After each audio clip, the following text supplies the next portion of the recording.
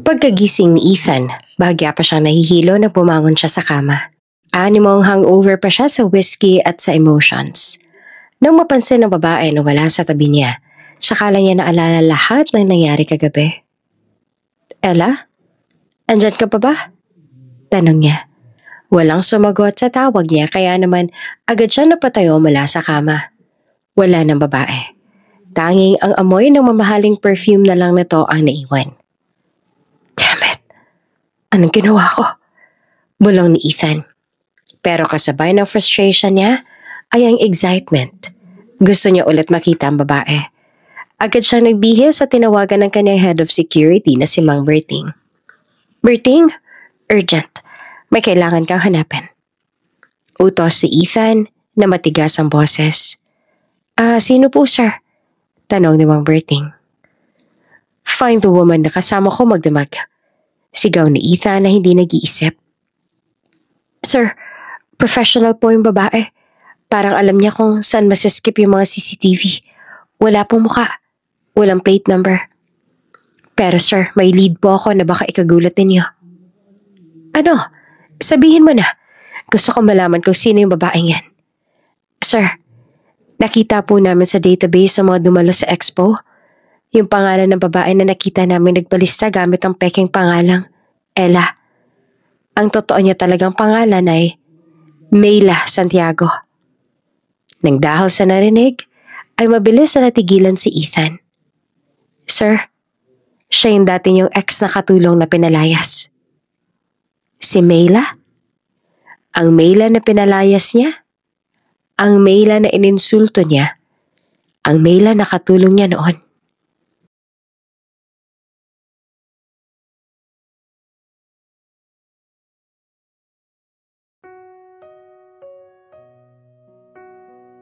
Hoy Mayla! Pagtawag sa kanya ng isang kasambahay dahilan upang bahagya siyang mapatalon sa kinatatayuan. Ihatid mo na yun siya kay sir, baka lumamig pa yan. Dagdag pa nito ang utos. Nakangiti namang sumunod si Mayla sa kanya habang may ngiti pa ang labi nang hinatid ang tsaa sa boss nila. Ang simoy ng hangin sa loob ng malaking mansyon ng mga Mendoza ay laging may halong amoy ng mamahaling furniture polish at bagong lutong tinapay. Sa edad na 20, si Mayla ay isa sa mga katulong na nagtatrabaho doon. Simpleng babae lang siya, pero may kakaibang kinang sa mga mata niya at isang ngiti na madaling makahawa sa iba. Ang pamilya ni Mayla ay galing sa probinsya. Ang pagtatrabaho ni Mayla sa pamilya Mendoza ang natitira na lang pag-asa. Ang boss ni Mayla na si Ethan ang nag-iisang tagapagmana ng isa sa pinakamalaking kumpanya sa bansa. Isang bilyonaryo na seryoso, workaholic at halos walang kaibigan. Bukod sa kanyang trabaho, kung titingnan ay para magkaibang mundo sila. Si Ethan nakasuot ng mamahaling suit at laging may hawak na tablet. Si Mayla naman nakasuot ng simpleng uniforme at palaging may hawak na dust rag. Sir, okay lang po ba kayo? Tanong ni Mayla na animong kalmado pa ang boses. Gabi na po, baka sipunin kayo dyan. Napalingon si Ethan sa kanya bahagya pang nagulat. Mayla, ikaw pala. Aniya bago niya tinitigan si Mayla na ngayon niya lang napansin ng matagal. Masyado lang akong stress sa dami ng meetings ko bukas. Parang gusto ko na lang magpahinga pero hindi ko naman magawa. Bakit hindi po kayo magpahinga kung ganun? Heto po, ginawan ko kayo ng chamomile tea. Saad ni Mayla bago inalapag ang tasa sa maliit na mesa. Sabi po kasi ni Lola, pampakalma daw yan. Don't worry sir, wala pong bayad yan. Galing din naman sa kusina niya yan. Biro niya na dahilan upang bahagyang matawa si Ethan. Tawa na bihirang marinig sa loob ng bahay na iyon. Salamat Mayla. Ang totoo, ito palang kauna-unahang beses na may nagtanong sa akin kung okay lang ba ako nang walang hinihinging kapalit na favor. Si sir naman ang hilig mag-joke. Siyempre tatanungin kita, obligasyon kita. Obligasyon ka namin sir. Saad ni Mayla bago tumikim at muling nagsalita. Tao lang din naman tayo sir. Minsan napapagod din tayo. Kaya kailangan din natin magpahinga. Sabi pa niya bago nagpaalam. Simula noon, madalas na sila mag-usap ni Ethan. Sa simula, mga simpleng usapan lang tungkol sa trabaho ang pinag-uusapan nila. Pero di kalaunan, unti-unti nang nagiging personal ang mga usapan nila. Isang hapon, naabutan ni Ethan si Mayla na naglilinis sa library kaya naman hindi na siya nagdalawang isip pa na kausapin ito. Mayla, ikaw ba nag-ayos sa mga aklat ko rito? Tanong ni Ethan para lang makuha ang atensyon ni Mayla noong mga oras na yon. Parang mas organized yung linis mo ngayon Opo sir, in alphabetical order ko na po. Sagot naman ni Mayla habang abala sa pagpupunas sa mga shelf. Ang dami ho ng aklat niyo rito sir. Siguro marami na kayong alam no? Matalino siguro kayo sir. Walang iba nagawa si Ethan kung hindi ang umupo sa tabi niya dahilan upang unti-unting mamula at mag-init ang kabuuan ng mukha ni Mayla. Hindi naman sa ganon Mayla. Hindi ko alam ang lahat. Sa totoo lang wala akong alam sa mga bagay na mahalaga sa buhay. Like for example, paano maging masaya kahit simple lang yung buhay. Nang dahil sa narinig ay hindi napigilan ni Mayla ang matawa. Nako sir, ang dali lang noon. Hindi niyo po kailangan ng bilyon para sumaya. Minsan, sapat na yung adobo ni mama. O di kaya yung malinis na hangin sa probinsya. O di kaya, simpleng chicharon lang. Solve na. Nakangiti si Ethan habang nakikinig. Sa mundong puno ng contracts at walang katapusang meeting, si Mayla ang nagsisilbing refreshment niya sa buhay. Hindi kalaunan ay unti-unti siyang nahulog kay Mayla. Kahit na mali ay walang ibang nagawa si Ethan, kundi ang sundin ang puso niya at kalaunan ay umamin na nga siya ng totoo niyang nararamdaman kay Mayla. Mayla, alam kong magugulat ka at alam ko rin na hindi ito tama. Panimula niya habang magkasama sila sa secret garden ng mansyon. Pero hindi ko na kayang itago pa lahat ng to. Gusto kita, Mayla. Gustong gusto kita. Pag-amin niya. Namala si Mayla sa hindi inaasahang pag-amin ni Ethan.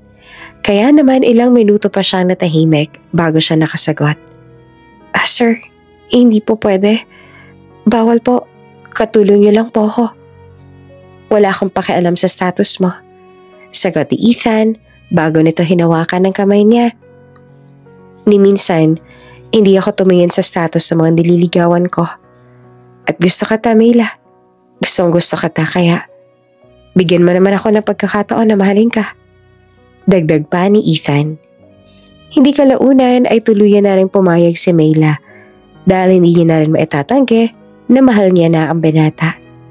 Nagsimula silang palihim na magkita sa mansyon hanggang sa unti-unti silang nagkaroon ng relasyon.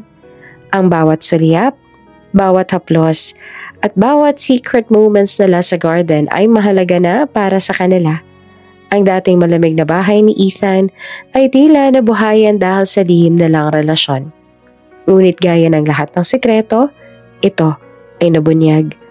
Si Amanda, ang sister-in-law ni Ethan at asawa ng yumaong kapatid nito, ay matagal nang naiinggit sa atensyon na natatanggap ni Mayla kay Ethan.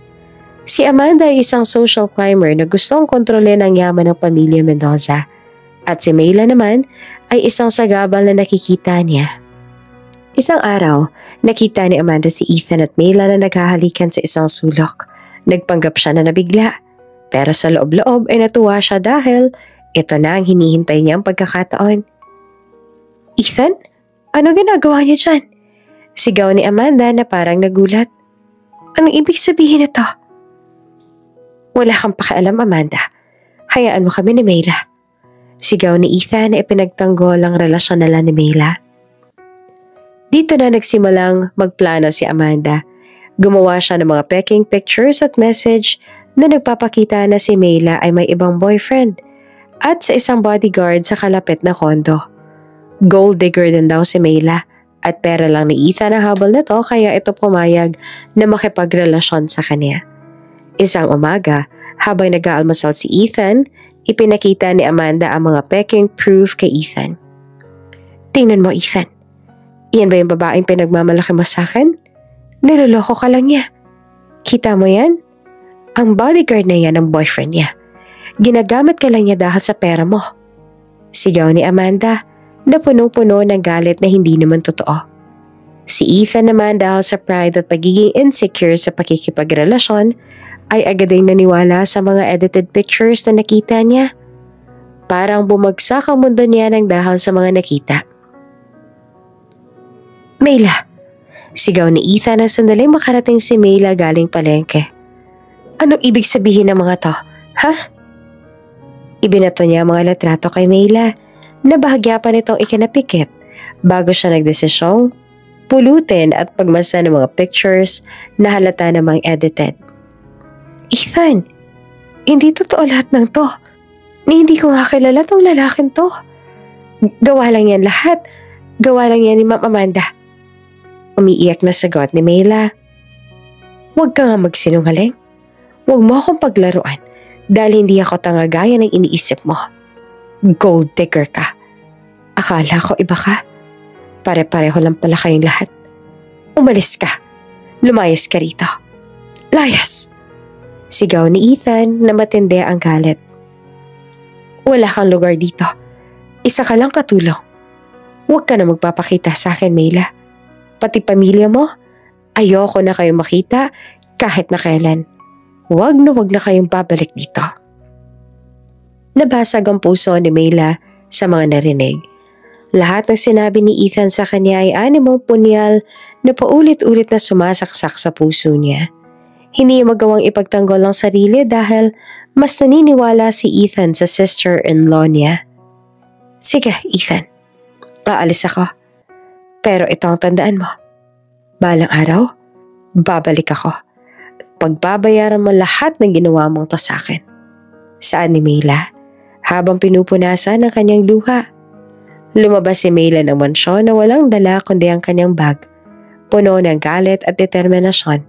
Naglakad siya palayo.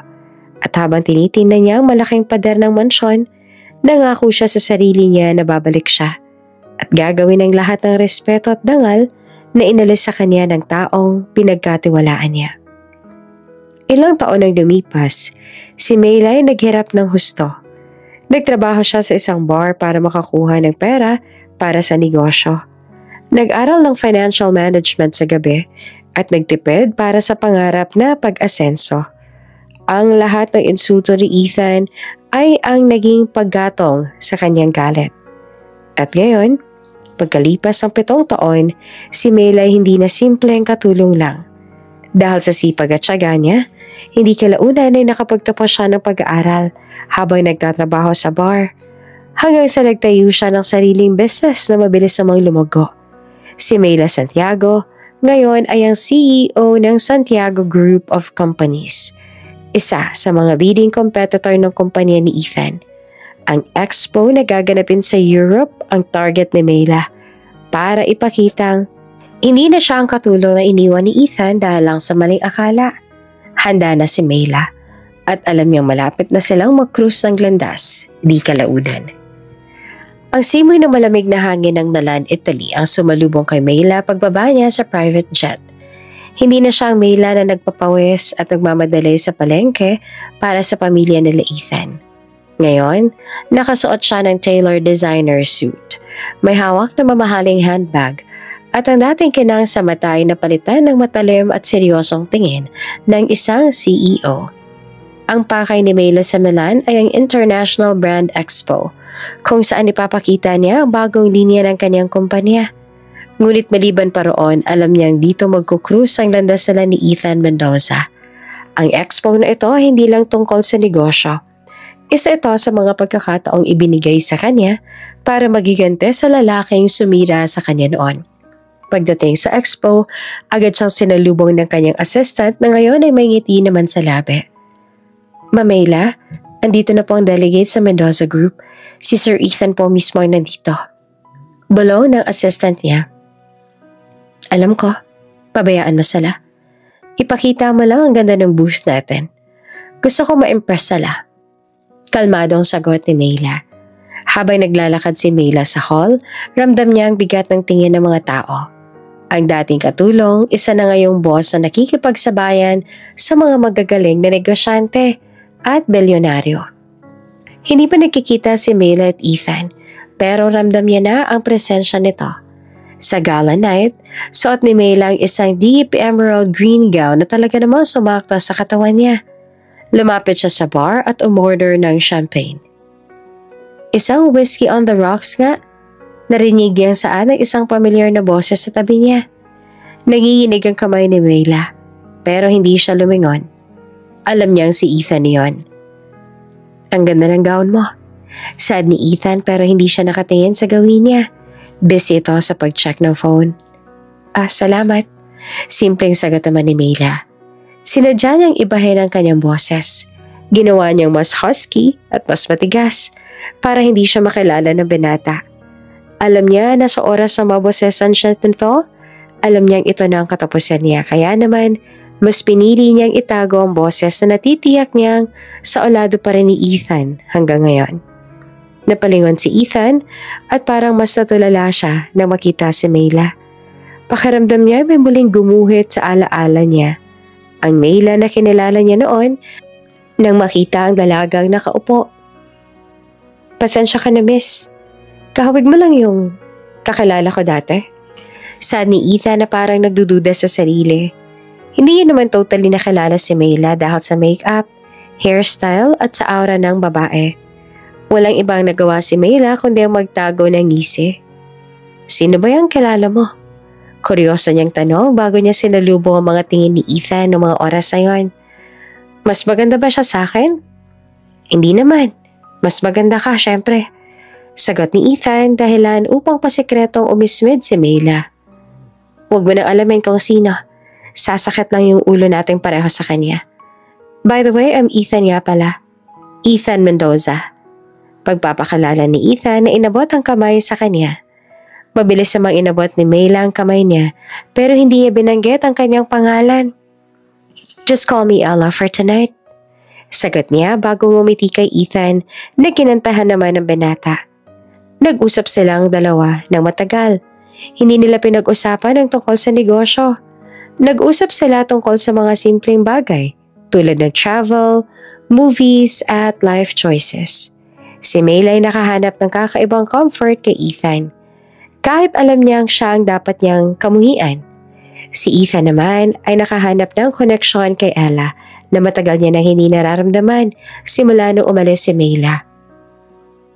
Ang dami mo palang alam na funny stuff. Saad ni Ethan habang tumatawa. Halos hindi ako tumatawa ng ganito sa loob ng 7 taon. Naramdaman ni Mayla ang kirot sa kanyang puso. Dahil alam niyang siya lang ang nakakapagpatawa kay Ethan kahit na noon pa. Kailangan lang siguro natin ng break sa mga stress sa trabaho natin. Sagot niya. At saka need mong tumawa, no? Sayang, ang pogi mo kung palagi ka nalang bubusangot. Dagdag pa niya. Walang iba nagawa si Ethan kung hindi ang ngumiti kay Mayla. Hindi kalaunan ay nagpatuloy lang sila sa pag-inom. At habang tumatagal, mas lalo lamang silang nagiging interesado sa isa't isa. Alam mo, Ella, ang ganda mo. Bulong ni Ethan habang nakatingin sa mata niya.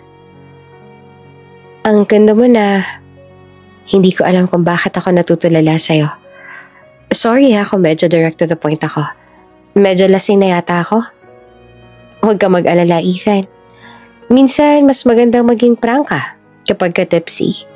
Sagot ni Mayla habang pilit na pinipigilan ang nararamdamang init ng whiskey sa kanyang sistema. Ilang minuto pa siyang pinagmasan ni Ethan mula sa kinauupuan niya bago ito muling nagsalita. Gusto mo bang umalis na lang dito? Parang ang ingay na rito. Tanong niya. Saan naman tayo pupunta? Tanong ni Mayla kahit na alam niya na ang sagot.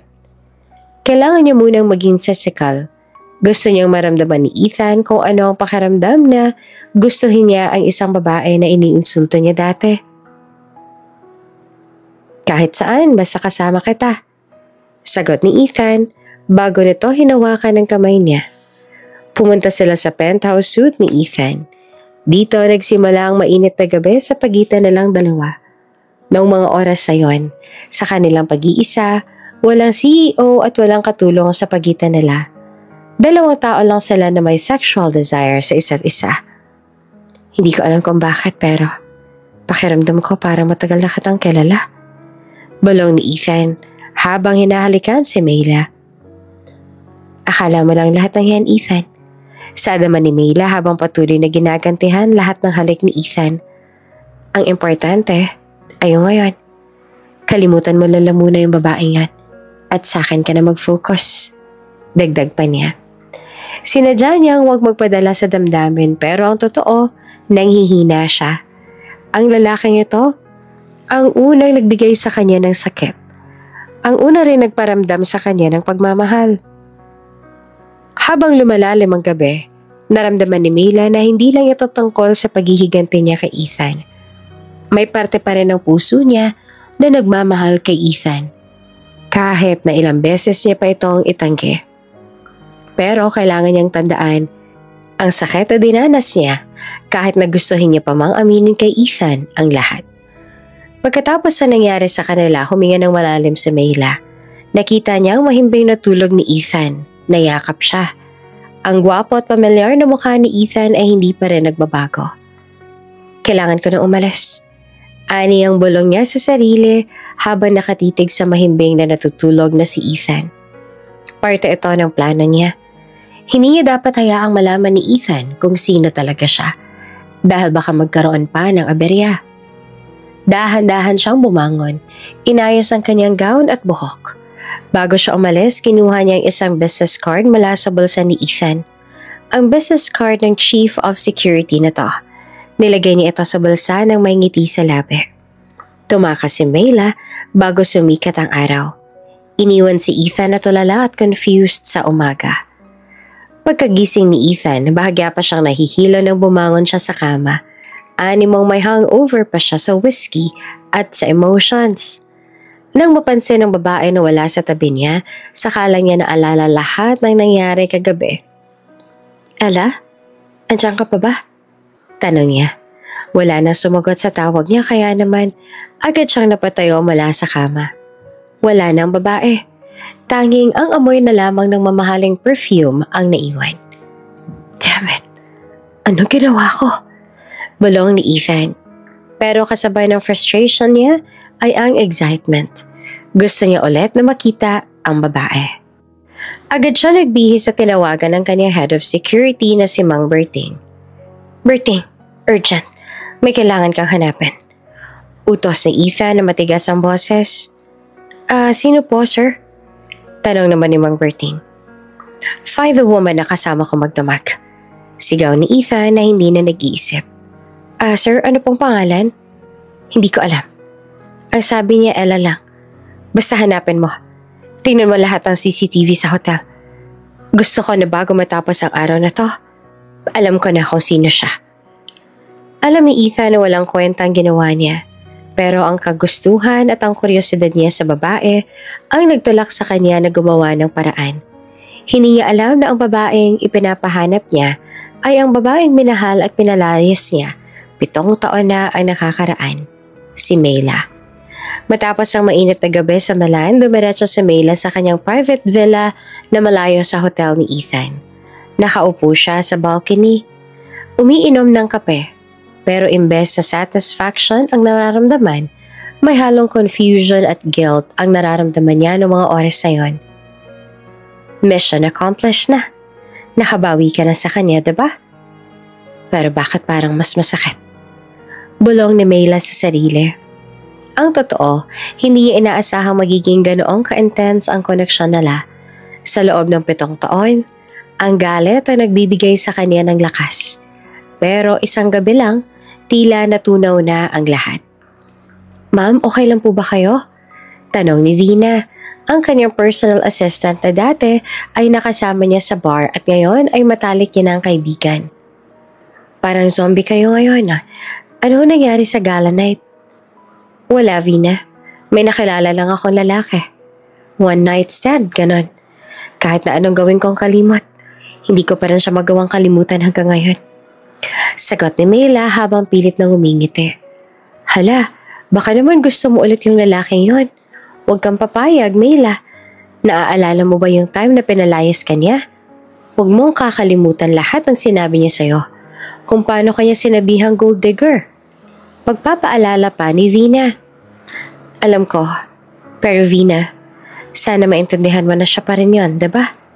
Ang lalaking minahal ko, bago ako maging ganitong kaseryoso. Saad pa ni Mayla, bago siya napahinto.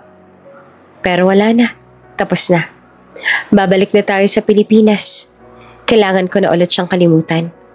Kailangan ko na rin kasi mag-focus sa negosyo ko. Samantala, sa penthouse suite sa Milan, halos masira na ni Ethan ang phone niya sa frustration. Berting, ano na?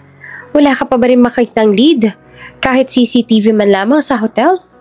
Sigaw ni Ethan sa phone.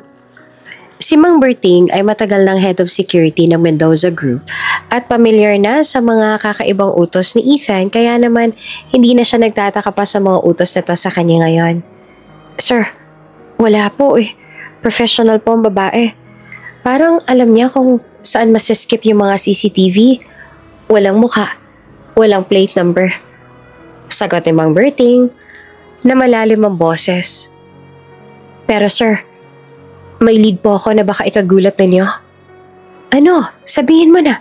Gusto kong malaman kung sino yung babaeng yan. Sir, nakita po namin sa database sa mga dumalo sa expo. Yung pangalan ng babae na nakita namin nagpalista gamit ang peking pangalan na Ella. Ang totoo niya talagang pangalan ay Mayla Santiago. Nang dahil sa narinig ay mabilis na natigilan si Ethan. Naani mo parang ilang ulit niya nang narinig ang pangalang iyon, na ang buong katawan niya ay nanlamig at agad niyang nabitawan ang phone sa sobrang gulat. Nang sandaling mahimasmasan, agad niyang kinuha ang phone. Mahina at nanginginig ang boses niya noon ang sandaling magsalita ulit siya.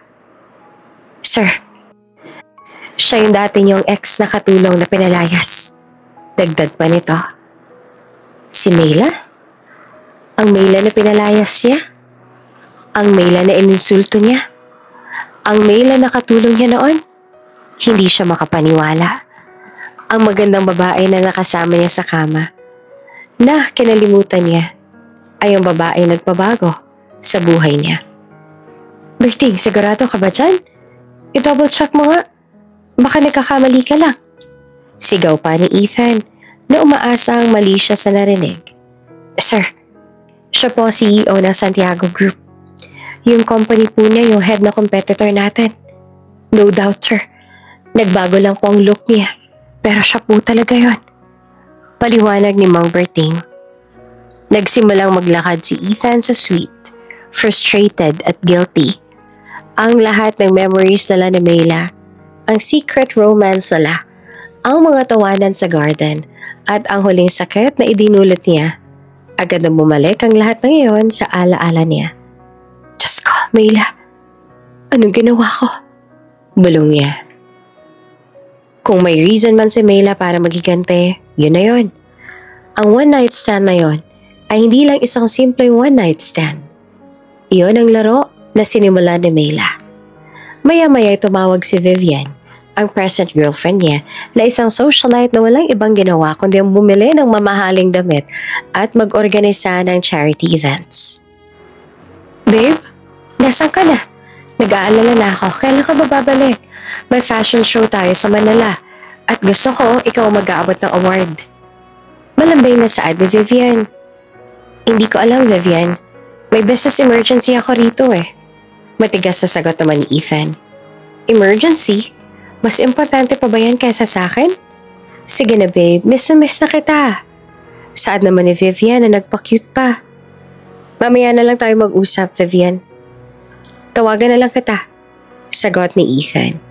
At in the end yan ang call. Wala siyang time para sa drama ni Vivian. Ang buong focus niya ay na kay Mayla Santiago na ngayon. Agad na umuwi si Ethan sa Pilipinas. Ang una niyang ginawa ay pumunta sa lumang garden ng mansyon. Dito sila nag-usap at nagplano ng kanilang mga sikreto nila noon. Hindi kalaunan ay umupo siya sa bench na dati nalang inuupuan. Gold digger? Tinignan mo yung babaeng sinabihan mo ng ganon, Ethan? CEO na siya. Mas mayaman pa yata sa atin ngayon. Anong gold ang hahabulin niya sa akin? Sarkastikong bulong niya sa sarili. Ang totoo ni minsan, hindi pa siya nakaget over kay Mayla. Sa loob ng 7 taon, Walang babae ang nagpabilis ng tibok ng puso niya. Para sa kanya, lahat ng babae ay boring, shallow, o masyadong obvious na gold digger. Si Mayla lang nagbibigay sa kanya ng totoong saya.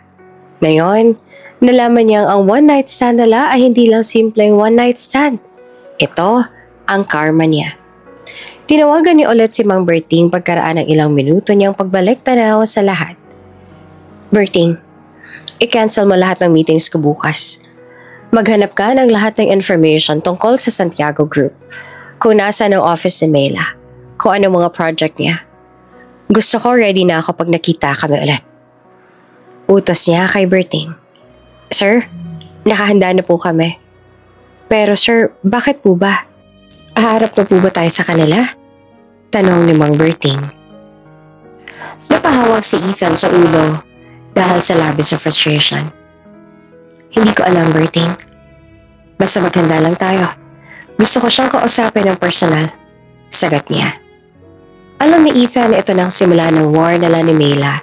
Isang war sa boardroom, sa social events, at alam niya sa sarili, sa puso niya. Pagbalik ni Mayla sa Pilipinas, wala siyang inaksayang oras. Ang Santiago Group of Companies ay agad na nagsagawa ng press conference para sa kanilang bagong project. Isang malaking mixed-use development sa prime location sa Makati na matagal ng target ng Mendoza Group. Ang hakbang na ito ni Mayla ay parang isang chess move na agad na humamon kay Ethan. Sa executive office niya sa penthouse, nakaupo si Mayla sa kanyang high-back leather chair. Suot niya ang isang power suit na nagpapakitang hindi lang siya isang basta-bastang tao. Vina, nasa na si Ethan Mendoza? Hindi pa ba nag-react yan sa press release natin? Tanong ni Mayla na nakatingin sa city skyline. Si Vina, ang PA niya, nagtataka pa rin sa nangyari sa Milan. Ma'am, kalma lang. Siguradong nagpapanik na yon. Ang project natin, pinakyaw na natin lahat ng mga supplier na matagal ng kapartner nila. Sigurado ako mamumula yung call history niya sa dami ng contact sa atin. Sagot nito sa kanya. Napangiti naman si Mayla sa narinig mula sa assistant niya. Gusto ko makita yung mukha niya kapag nalaman niyang hindi lang ako sa kama nakapaglaro sa kanya, Vina. Schedule mo ako sa launching ng Philippine Business Summit. Alam ko nandun siya. Kailangan natin ng formal showdown. Masusunod po, Ma'am Mayla. Pero, personal ho ba talaga to? Hindi lang business? Tanong ni Vina. Sa simula, business lang. Pero ngayon, lahat na. Gusto ko makita at maramdaman niya na nagkamali siya ng taong kinalaban at ininsulto noon. Sagot pa ni Mayla na puno rin ng diin. Samantala, sa Mendoza Tower naman, halos magliyab na sa galit si Ethan. Nakalatag sa mesa niya ang report tungkol sa Santiago Group. Ang kanilang assets, mga projects, lahat-lahat ay may pangalan at nabili na ni Mayla. Unbelievable. Hindi ako makapaniwala na yung Mayla na yon. Yung katulong namin, ang gumagawa nito sa akin. Sigaw ni Ethan kay Mang Berting. Sir, sobrang bilis po ng growth ng Santiago Group. 5 years pa lang sila pero parang malaki at matagal na. At si Ma'am Mayla, they said she's ruthless sa boardroom. Paliwanag ni Mang Berting. Ruthless? Ako nagturo sa kanya ng ruthless na sinasabi, Berting. Pinalayas ka siya. Ininsulto ko siya. Kaya siguro ganyan siya ngayon. Ang pinagtataka ko lang, bakit pinatulan pa niya ako sa Milan? Isa bang trap yun? Tanong ni Ethan na hinawakan ng bridge ng kanyang ilong. Sir, distraction ho siguro para ma-distract kayo sa business. Sabi ni Mang Berting. Distraction? Kung distraction man, effective siya. Hindi ko siya maalis sa isip ko. Ganon siya kagaling. Pero hindi ako magpapatalo. Tumawag ka sa event organizer ng summit. Gusto ko, ako ang speaker. Gusto kong makita siya ng mata sa mata. Utos si Ethan. Hindi nagtagal, naganap ang Philippine Business Summit. Ang Grand Ballroom ay puno ng mga business tycoons at investors. Si Ethan na nakasuot ng impeccable dark suit ay pumasok ng formal at may authority sa mga mata. Hindi nagtagal na pigilan si Ethan. Sa kabilang dulo ng ballroom pumasok si Mayla na mas lalo pang gumanda kaysa sa Melan. Elegante, confident, at halatang mapanganib. Nakita niyang papalapit si Mayla at sa pagkakataong yon, hindi na siya nagulat. Naghanda siya. Nagkatinginan sila. Isang tingin na puno ng galit, poignancy at desire. Lumapit si Mayla sa table ni Ethan. Ang crowd ay tila huminto sa paghinga dahil obvious sa lahat na may tensyon sa kanilang dalawa. Ethan, nice to see you again. Sabi ni Mayla na malamig ang boses, ngunit masasabi niya namang formal. Ang pagbanggit niya sa pangalan ni Ethan ay walang bahid ng intimacy na meron sila noong gabi yon. Tumayo si Ethan, pilit na ngumiti, pero ramdam ang init sa kanyang mukha. Mayla Santiago, akala ko lang pangalan mo. Miss, big difference yun ah. Sana sinabi mo, para hindi na ako nag-aksaya ng resources para hanapin ka. Hindi ko kailangang magpakilala sa taong kilalang kilala ko. Ikaw lang may amnesia, Ethan. Sagot naman ni Mayla bago ngumiti ng sarkastiko. Pero thank you nga pala sa one night stand. Naging break ko yon bago ako mag-focus sa business dito. Business? Talaga? O personal? Bakit ang project na matagal nang gusto ng kumpanya namin ang pinasok mo? Bumalik ka ba para magigante? Mayla? Tanong ni Ethan ng direkto dahilan upang umisi si Mayla. Maghigante? No, Ethan. Hindi paghihigante ang tawag dyan. Ang tawag dyan, competition. Nagsimula lang ako sa dulo, kaya alam ko kung paano gumawa ng empire. Gusto mo ng showdown? Sige, handa ako sirain ang empire mo, brick by brick. Sagot naman ni Mayla. Huwag ka masyadong magpakampante, Mayla. Hindi pa rin nakakalimutan ng lahat na dati kang katulong. Banta ni Ethan na sinadyang patamaan ang nakaraan niya. Hindi natinag si Mayla. Sa halip ng matigilan ay mas lalo lang siyang ngumiti sa pikon na si Ethan. Hindi ko kailangang itago ang past ko, Ethan. Ang past ko ang nagpayaman sa akin. Ikaw, kaya mo ba akong tingnan sa mata at sabihin, congrats, Mayla, dahil galing ka sa hirap at kinaya mong abutin ang narating mo dahil sa mga insulto ko? Nang dahil sa narinig ay bahagyang napakuyom ng kamao si Ethan. Gusto niyang yakapin at halikan ng babae, pero ang pride niya ay mas matindi. Impressive ang performance mo, Mayla, and I can't deny it. Pero sa boardroom, wala dapat drama. Business is business. Kaya mo bang personally ng business war na gusto mo? Kasi Mayla, hindi na ako nagpapatawad ngayon. Sagot naman ni Ethan sa kanya bago ngumisi na nakakaloko. Bring it on, Ethan. Mendoza versus Santiago. Tingnan natin kung sino magsasara ng kumpanya niya. Sagot ni Mayla at tumalikod na siya. Hindi pa nakakalayo si Mayla ay muli nagsalita si Ethan ng mas mahina. Mayla, did that night mean anything to you? Tanong ni Ethan. Huminto si Mayla pero hindi siya lumingon. It was nothing. A mistake. Pero salamat sa pagmamahal mo, Ethan.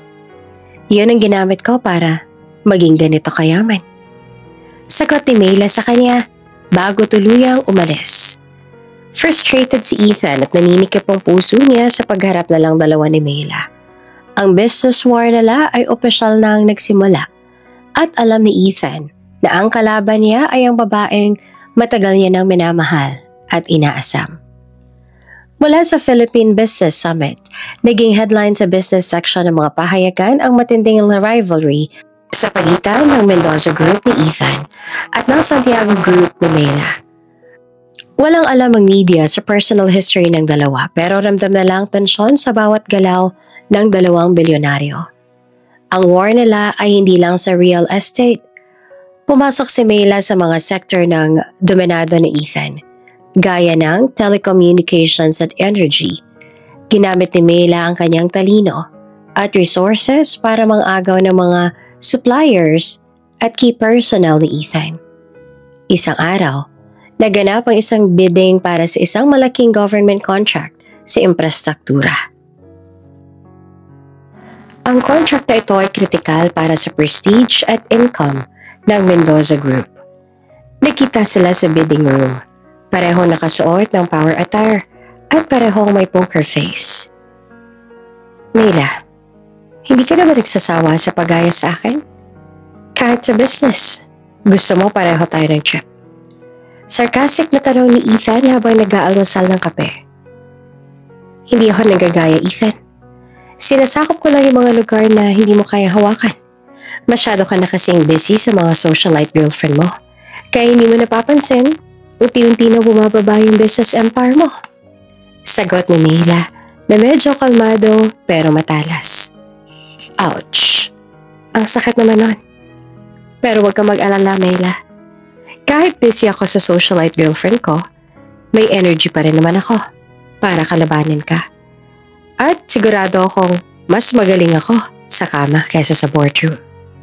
Pambabara pa ni Ethan. Napatingin si Mela sa kanya at agad na nakaramdam ng init sa kanyang muka.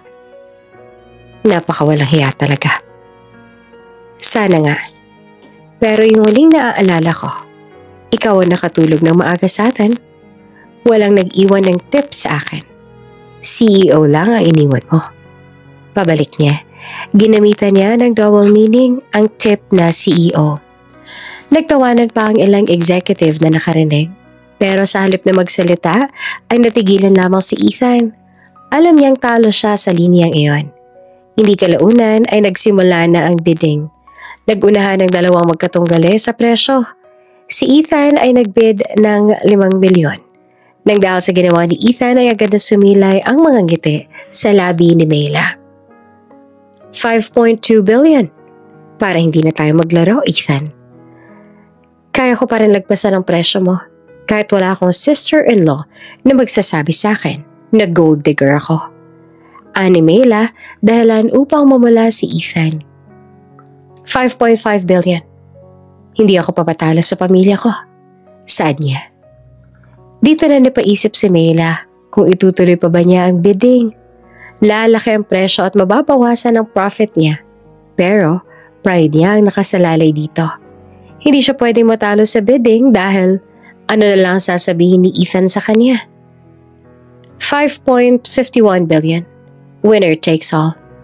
Saan ni Leila bago dumingin kay Ethan na parang hinahamon ito.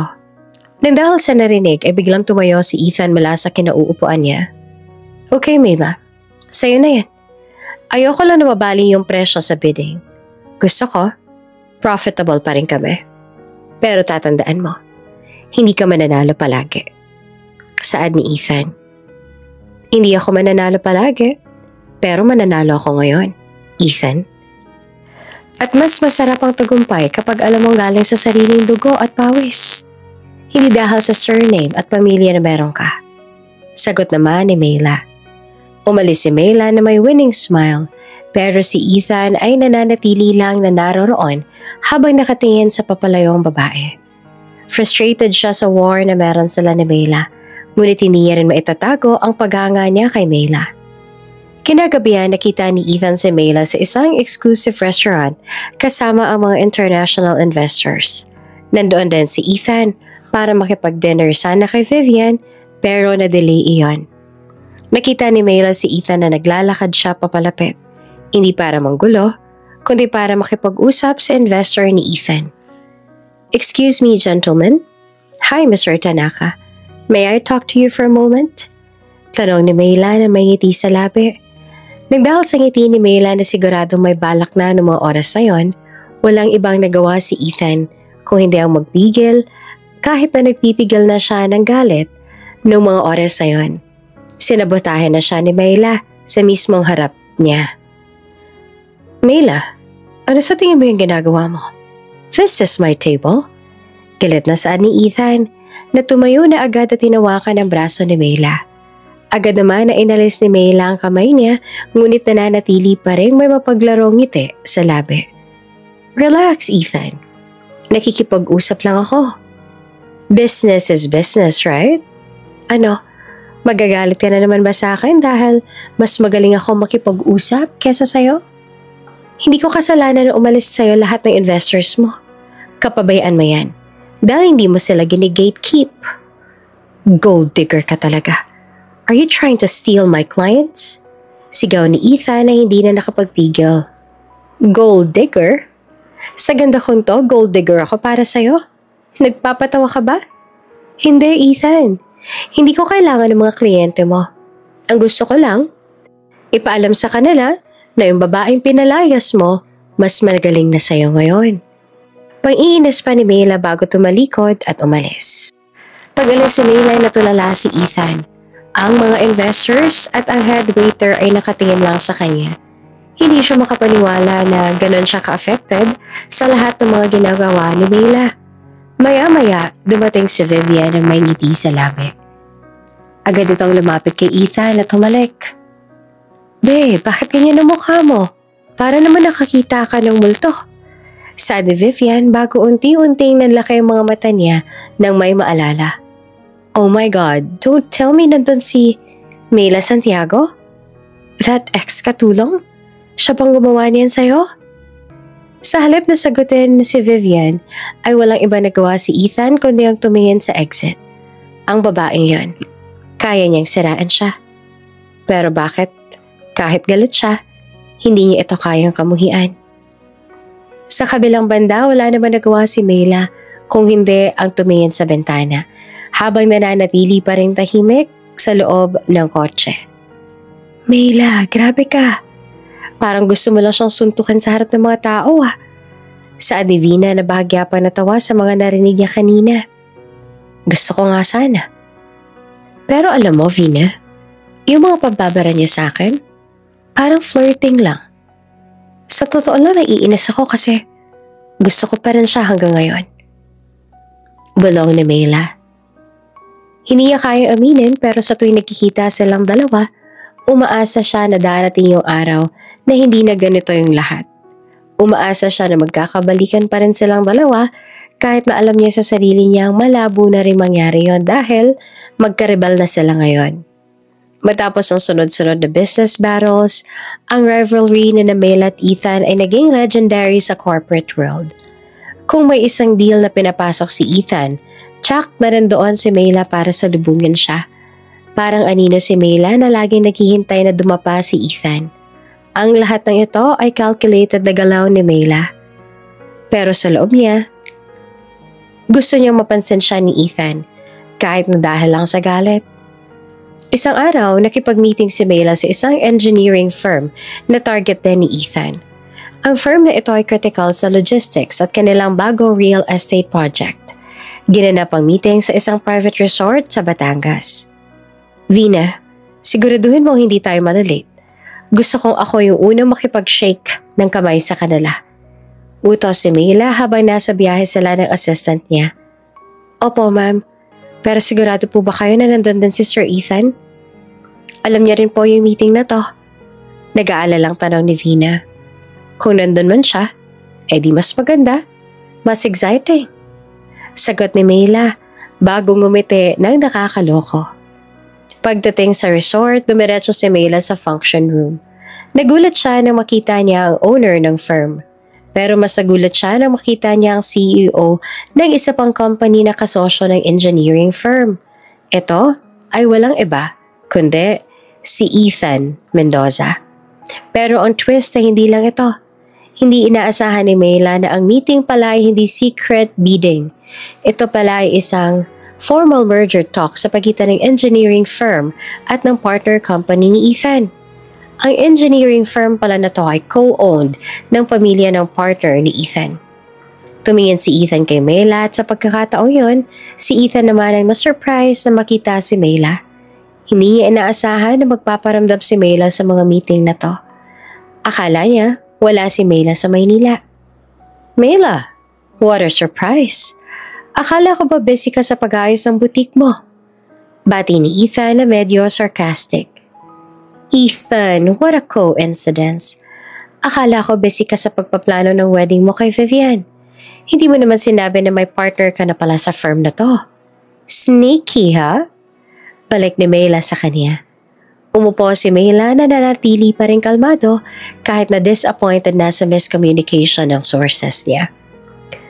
Sorry, Ma'am Mayla, Sir Ethan. Akala ko alam ninyong dalawa ang nature ng meeting na to. Saan ng owner ng engineering firm na si Mr. Cruz? Of course, alam ko, Mr. Cruz. Pinapunta ko lang si Mayla para makita niya kung paano ako mag-close ng deal. Sagot ni Ethan na sinadya ng pagmumukhaing kawawa si Mayla. Really, Ethan? O baka naman dito mo lang ko kayang tawagin dahil alam mo hindi tayo mag-aaway. Masyado ka kasing busy sa girlfriend mo na hindi mo na alam kung sino yung totoo mong karibal. Sabi pa ni Mayla. Walang iba nagawa si Ethan kundi ang umismin. Hindi kalaunan na nagsimula ang meeting. Sa loob ng conference room, parang nag-aaway at naglalantian ang dalawa. Ang bawat suggestion ni Mayla ay sinasagot ni Ethan at ang bawat point naman ni Ethan ay inaatake naman ni Mayla. Mr. Cruz, risk ang strategy ni Ethan. Masyadong aggressive. Sabi ni Mayla. Hindi risk yun, Mayla. Confidence ang tawag doon. Yun yung kulang sa company mo. Sagot ni Ethan. Gusto mo ba talagang malaman kung anong kulang sa company ko? Ang kulang sa company ko? Walang katulad mo na nang iwan na lang at bumalik na parang walang ginawa. Pambabara ni Mayla. Hindi kita iniwan, Mayla. Pinalayas kita. May difference yon. At sa totoo lang, mas maganda ka pa rin kapag galit ka. Bulong ni Ethan pero narinig yon ng lahat. Nagkatingin na ng mga board members dahil sa tensyon ng dalawa. Base sa batuhan nila ng salita, parang naglalandian ang dalawa sa gitna ng business meeting. Mabalik tayo sa deal, sabi ni Mr. Cruz na pilit na kalmado. Pagkatapos ng meeting, umalis si Mayla. Feeling frustrated na pinalabas siyang clueless sa meeting na yon. Hindi pa man siya nakakalayo, hinabol na siya ni Ethan sa hallway. Mayla, sandali. Tawag ni Ethan. Huminto si Mayla sa paglalakad bago bumalik kay Ethan na ngayon ay naghahabol na ng hininga. Ano na naman, Ethan? Wala na tayo sa meeting. Wala nang press dito. Kaya cut the act. Wait, hindi to act. Naiinis ako sa sarili ko. Bakit ba hindi ko matanggap na mas magaling ka na sa akin? Sigaw ni Ethan habang ang mukha ay medyo frustrated na. Kasi masakit sa pride mo, Ethan. Akala mo katulong lang ako. Pero pambawi ko sa'yo yan. Sa lahat ng insulto mo. Sagot ni Mayla na ang boses ay nanginginig na ng mga oras na yon. Pero hindi mo ba naiintindihan? That night and Milan. Gusto kita, Mayla. Kahit nung katulong ka, ikaw ang mahal ko. Hanggang ngayon. Hindi ko pa rin nawawala sa isip ko. Pag-amin ni Ethan na hinihingal dahil sa galit at emosyon. Tama na, Ethan. Hindi ako maniniwala sa'yo. Kung ano man ang nangyari sa atin noon, kung ano man ang meron tayo noon, tapos na lahat ng yon. Nag-usap lang tayo ngayon dahil sa negosyo. Sabi ni Mayla bago nalampasan si Ethan. Dahil sa frustration, biglang hinawakan ni Ethan ang braso ni Mayla at hinila siya papasok sa isang storage room na walang tao na ikinagitla naman ni Mayla. Ano ba, Ethan? Bitawan mo nga ako. Baka may makakita pa sa atin dito. Galit na sabi ni Mayla. Wala akong pakialam. Gusto ko lang na marinig mo to, Mayla. Hindi ako makamove on sa'yo. Nagagalit ako sa'yo ngayon dahil independent ka na. And I want you back. Nagagalit ako dahil gusto kong bumalik ka sa akin. Saan ni Ethan na seryosong mata. This time tumulo na ang luha ni Mayla. Kung mahal mo ko, then bakit mo ko pinalayas? Bakit mo ko ininsulto? Bakit, Ethan? Alam ko, nagkamali ako. Sinira ako ng pride ko, ng sister-in-law ko. Pero Mayla, please, tigilan na natin lahat ng to. Bumalik ka na sa akin. Hindi ako papayag, Ethan. Hindi. Ang lahat ng to, yung bumuo sa akin, Kaya hindi mo na ako makukuha sa isang sabi lang. Hindi ako babalik para maging katulong mo ulit. Sabi ni Mayla na galit na galit. Sa halip na sumagot, biglang hinarikan ni Ethan si Mayla. Isang halik na puno ng frustration at longing. Si Mayla, kahit na nagpipigil, ay napadala sa halik. Ang galit nila sa isa't isa ay naglaho dahil sa halik na yon. Naputo lang halikan nila ng sandaling may kumatok sa pinto. Iyon din ang ginamit na pagkakataon ni Mayla upang itulak palayo si Ethan sa kanya. Oops! May break muna. Gusto mo bang ma-shoutout dito sa channel ni Ate Jane? Mag-comment lang ng lesson you learned from the latest story uploaded. Dahil pipili kami ng isang best comment of the day para i-shoutout sa susunod na upload. Kaya huwag kalimutang mag-iwan ng lesson you learned after you watch this video. Maraming salamat! Shoutout nga pala kina Tess Delphine from Caloocan City, Ofelia Valencia, at Juanita Alantaol from Quezon City. Sa ating mga taga-subaybay, paki-comment naman po sa baba kung taga saan kayo para alam ko kung hanggang saan umaabot ang mga kwento ni Ate Jane at para ma-shoutout ko rin kayo sa mga susunod pa nating mga kwento. Maraming salamat sa pakikinig!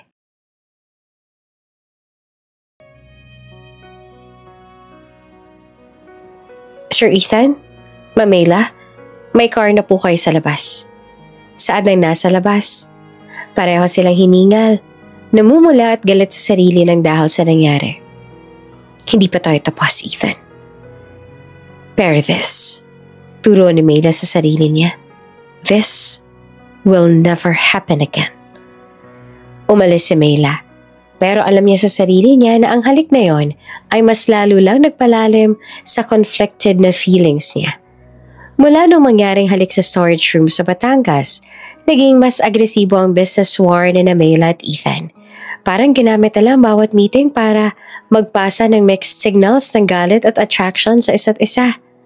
Pero habang ginagawa nila yon, may isang tao na hindi natutuwa sa kanilang tensyon, si Vivian, ang current girlfriend ni Ethan.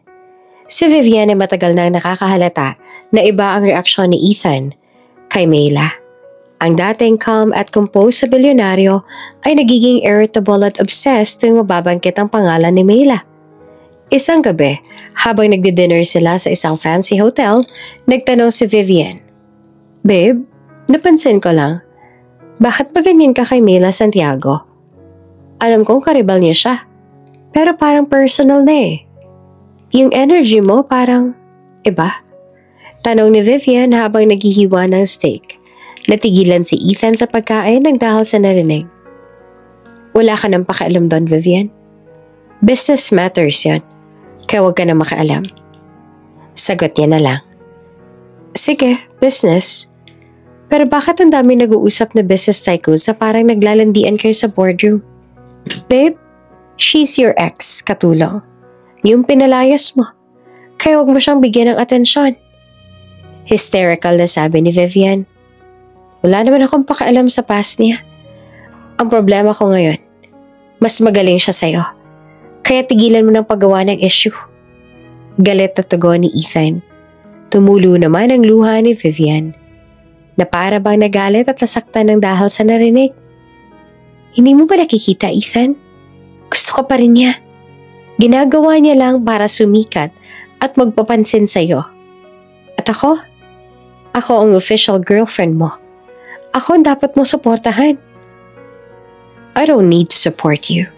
Kung may dapat kailangan ng suporta, ako yon at hindi ikaw. And if gusto mong suportahan ako, mga focus ka sa sarili mo. Hindi yung puro shopping at party lang inaatupag mo." Sagot ni Ethan bago tumayo. "Wala na akong gana kumain. I need to go." Iniwan ni Ethan si Vivian sa restaurant at dahil doon, nagkaroon ng matinding galit si Vivian kay Mayla. Ginamit niya ang mga social connections para magplano ng sabotahe. Nalaman ni Vivian na may major funding na darating kay Mayla mula sa International Bank para sa mega project nila. Ang loan approval ay medyo critical para makapagpatuloy ang Santiago Group. Kaya naman, agad na tinawagan ni Vivian ang kanyang tita na VP sa bank ngayon. Tita, kailangan ko na favor. Malambing na sabi ni Vivian. May loan na aalis sa inyo. Alam mo na kung sino. Ang loan na yon, ipitan mo. Idali mo. Sabihin mo na may problem sa collateral o sa paperwork. Vivian, alam mo namang strict ang bank. Hindi ko pwedeng gawin yan. Sabi ng tita niya. Tita, please. Ito lang ang gusto ko. Pag ginawa mo yan, mag-sponsor ako ng charity event mo next month. Big time. Plus, baka kabawi tayo sa babaeng umagaw kay Ethan. Hindi mo ba gusto yan? Pilit ni Vivian. Sa huli, pumayag ang tita niya. Kinabukasan, sa office si Mayla, naging tense ang lahat. Ang approval ng loan ay na-delay sa hindi maipaliwanag na dahilan. Anong ibig sabihin ng delay? Ilang buwan na nating inaayos yan. Hindi pwedeng madelay. Sigaw ni Mayla sa VP for Finance niya. Ma'am, ang sabi po ng bank may problema daw sa title ng collateral. Kailangan daw na i-verify ulit. Paliwanag ng VP. Verify? Wala namang problema yan ah. Sino ba yung contact mo sa bank? I-call mo ulit. Utos si Mayla. Mabilis na napagtanto ni Mayla na walang ibang gagawa noon kundi si Vivian lang. Alam niyang social butterfly si Vivian at alam niyang maraming connections ito. Agad na dumiretso si Mayla sa head office ng bank. Nag-antay siya ng ilang oras para na makausap ang president. Mr. President, alam kong stable ang Santiago Group. Wala kami problema sa collateral. May kung sino lang na sumabotahe sa akin. Diretsahang sabi ni Mayla. Miss Santiago, I assure you, wala kaming connection mula sa labas. Pero kailangan nating sundin ang process. Sabi ng president, pero halatang kinakabahan. Dito ginamit ni Mayla ang kanyang trump card. Mr. President, kung hindi mo ipapasa ang loan ko ngayon, ipapakalat ko sa media na yung bank nyo ay biased at may internal sabotage. Hindi ko kailangan ng loan na yan para mabuhay. Pero kailangan ko yan para sirain ang empire ni Ethan Mendoza. At hindi mo gugustuhin na kasama ka sa pagbagsak na yon. Saad ni Mayla. Nakita ng president ang desperasyon at determinasyon ni Mayla. At alam niyang hindi ito nagbibiro noong mag-oras na iyon. Miss Santiago, I will look into it immediately. Babalitaan kita bago matapos ang araw. Sabi ng president. Hindi kalaunan ay na-approve yung loan na iyon kinahapunan. Nang malaman ni Vivian ang balita tungkol sa loan, halos mabaliw siya. Muli ay tinawagan niya si Ethan upang ihatid sa kanyang balita. Ethan, tingnan mo. Hindi mo pa rin ba nakikita? Ang babaeng yan, demonyo yan. Sisirain niya yung negosyo mo. Sigaw ni Vivian. Ano pinagsasasabi mo, Vivian? Tanong ni Ethan na naguguluhan. Wala. Basta sinasabi ko sa'yo. Ako ang dapat mong piliin. Paniwalaan mo ako, Ethan. Mahal kita. Kaya ako ginagawa lahat ng to. Sadly, Vivian, na halos umiyak na dahil sa mga nangyayari. Hindi na pinansin ni Ethan ang drama ni Vivian. Alam niyang desperada na si Vivian, pero hindi niya alam na kayang-kaya nitong makialam sa business nila. Pag uwi ni Ethan sa bahay, nakita niya si Mayla na nakaupo sa kanyang balcony. Ang balcony ay madalas silang tagpuan noon. Hindi siya nakatingin sa kanya pero nakatingin lang sa skyline. Mayla, paano ka nakapasok dito? Gulat na tanong ni Ethan. Tumingin si Mayla kay Ethan na seryoso ang mga mata. Nakapasok ako dahil sabi mo, may share ako sa garden na to. Gusto ko lang sabihin sa'yo, Ethan, na wag kang gagamit ng proxy para kalabanin ako. Tayo ang magkatunggali. Huwag mong isali si Vivian dito, Ethan. Nagulat si Ethan ng dahil sa narinig. Paano proxy? Ano bang pinagsasasabi mo? Wala akong alam na ginawa ni Vivian. Wala? Na-delay lang naman ang loan approval ko dahil may contact si Vivian sa bangko. Kaya huwag mo akong subukan, Ethan. Kung gusto mo, diretso tayo maglaban. Huwag mong gamitin at isali rito ang babae mo. Banta pa ni Mayla. Dito na-realize ni Ethan na totoo nga lahat ng tumatakbo sa isip niya kanina. Mayla, I'm sorry, hindi ko alam. Sabi ni Ethan na medyo sincere. Sorry? Hindi ako natatakot sa'yo. Pero kapag ginamit mo ulit ang girlfriend mo, hindi na tungkol sa negosyo ang ibabalik ko at gagawin ko sa'yo. Sisirain ko kayo sa social media. Banta ni Mayla bago umalis. Iniwan ni Mayla si Ethan na galit at guilty. Naging mas komplikado ang sitwasyon dahil sa nangyari. Kailangan niyang kontrolin ng girlfriend niya. O masisira si Mayla at hindi niya gugustuhin mangyari iyon. Ang mga buwan na sumunod sa confrontation sa mansyon ay punong-puno ng corporate attacks at counter-attacks. Si Mayla ay nakikipaglaban at nakikipagsabay ng agresibo. Pero dahil sa patuloy na sabotahe ni Ethan na mostly ay hindi niya naman alam na pinagmulan, pero dahil sa moves ng Mendoza Group, unti-unting nakaranas ng pagkalugi ang Santiago Group. Ang key project ni Mayla, ang mga development sa Makati na pinaglaanan niya ng halos lahat ng funds, ay sinabotahe. Dahil sa legal battle na pinasimula ng dummy companies ni Ethan at sa delay ng construction permits na may kinalaman si Ethan at ang mga contract niya, naging stagnant ang project ni Mayla. Isang hapon, nakita ni Mayla ang headline sa business news. Santiago Group naghahanda sa bankruptcy. Mga investors nag-aalala. Sa office niya, halos maglumpasay na si Mayla sa frustration. Vina, ano nangyayari? Bakit ang daming investors na nag-pull out? Hindi ko maintindihan. Stable tayo, diba? Sigaw ni Mayla na ang boses ay halos paos na kakasigaw. Ma'am, too much pressure po. Ang Mendoza Group, parang pader. Sinasara nila lahat ng possible nating partnership. Pati po mga bank na pressure na rin. Hindi na tayo makapag-loan sa kanila. Paliwanag ni Vina na umiiyak na dahil sa nangyayari. Ang galit at stress ay nagdulot ng matinding sakit kay Mayla. Ang dating CEO na puno ng power at confidence ay tila nawala na. Ang lahat ng pinaghirapan niya sa loob ng 7 taon, ang pagiging independent, ang pagyaman, ay naglaho na ng dahil kay Ethan. Naging social scandal ang pagkalugi ni Mayla. Ang mga competitor at ang mga socialites na naiinggit kay Mayla ay nagsaya nang makarating sa kanilang balitang mabilis na na-bankrupt ang company ni Mayla. Ang social media ay punong-puno ng negative comments sa nakarating din kay Mayla sa tuwing nagbubukas siya ng account niya roon. Kasabay ng pagbagsak ng kumpanya niya ay ang paglakas din ng isang gossip column ng past ni Mayla. Ang CEO na nalugi, ang hidden past bilang katulong at bar girl. Pambawi lang pala sa dati niyang boss.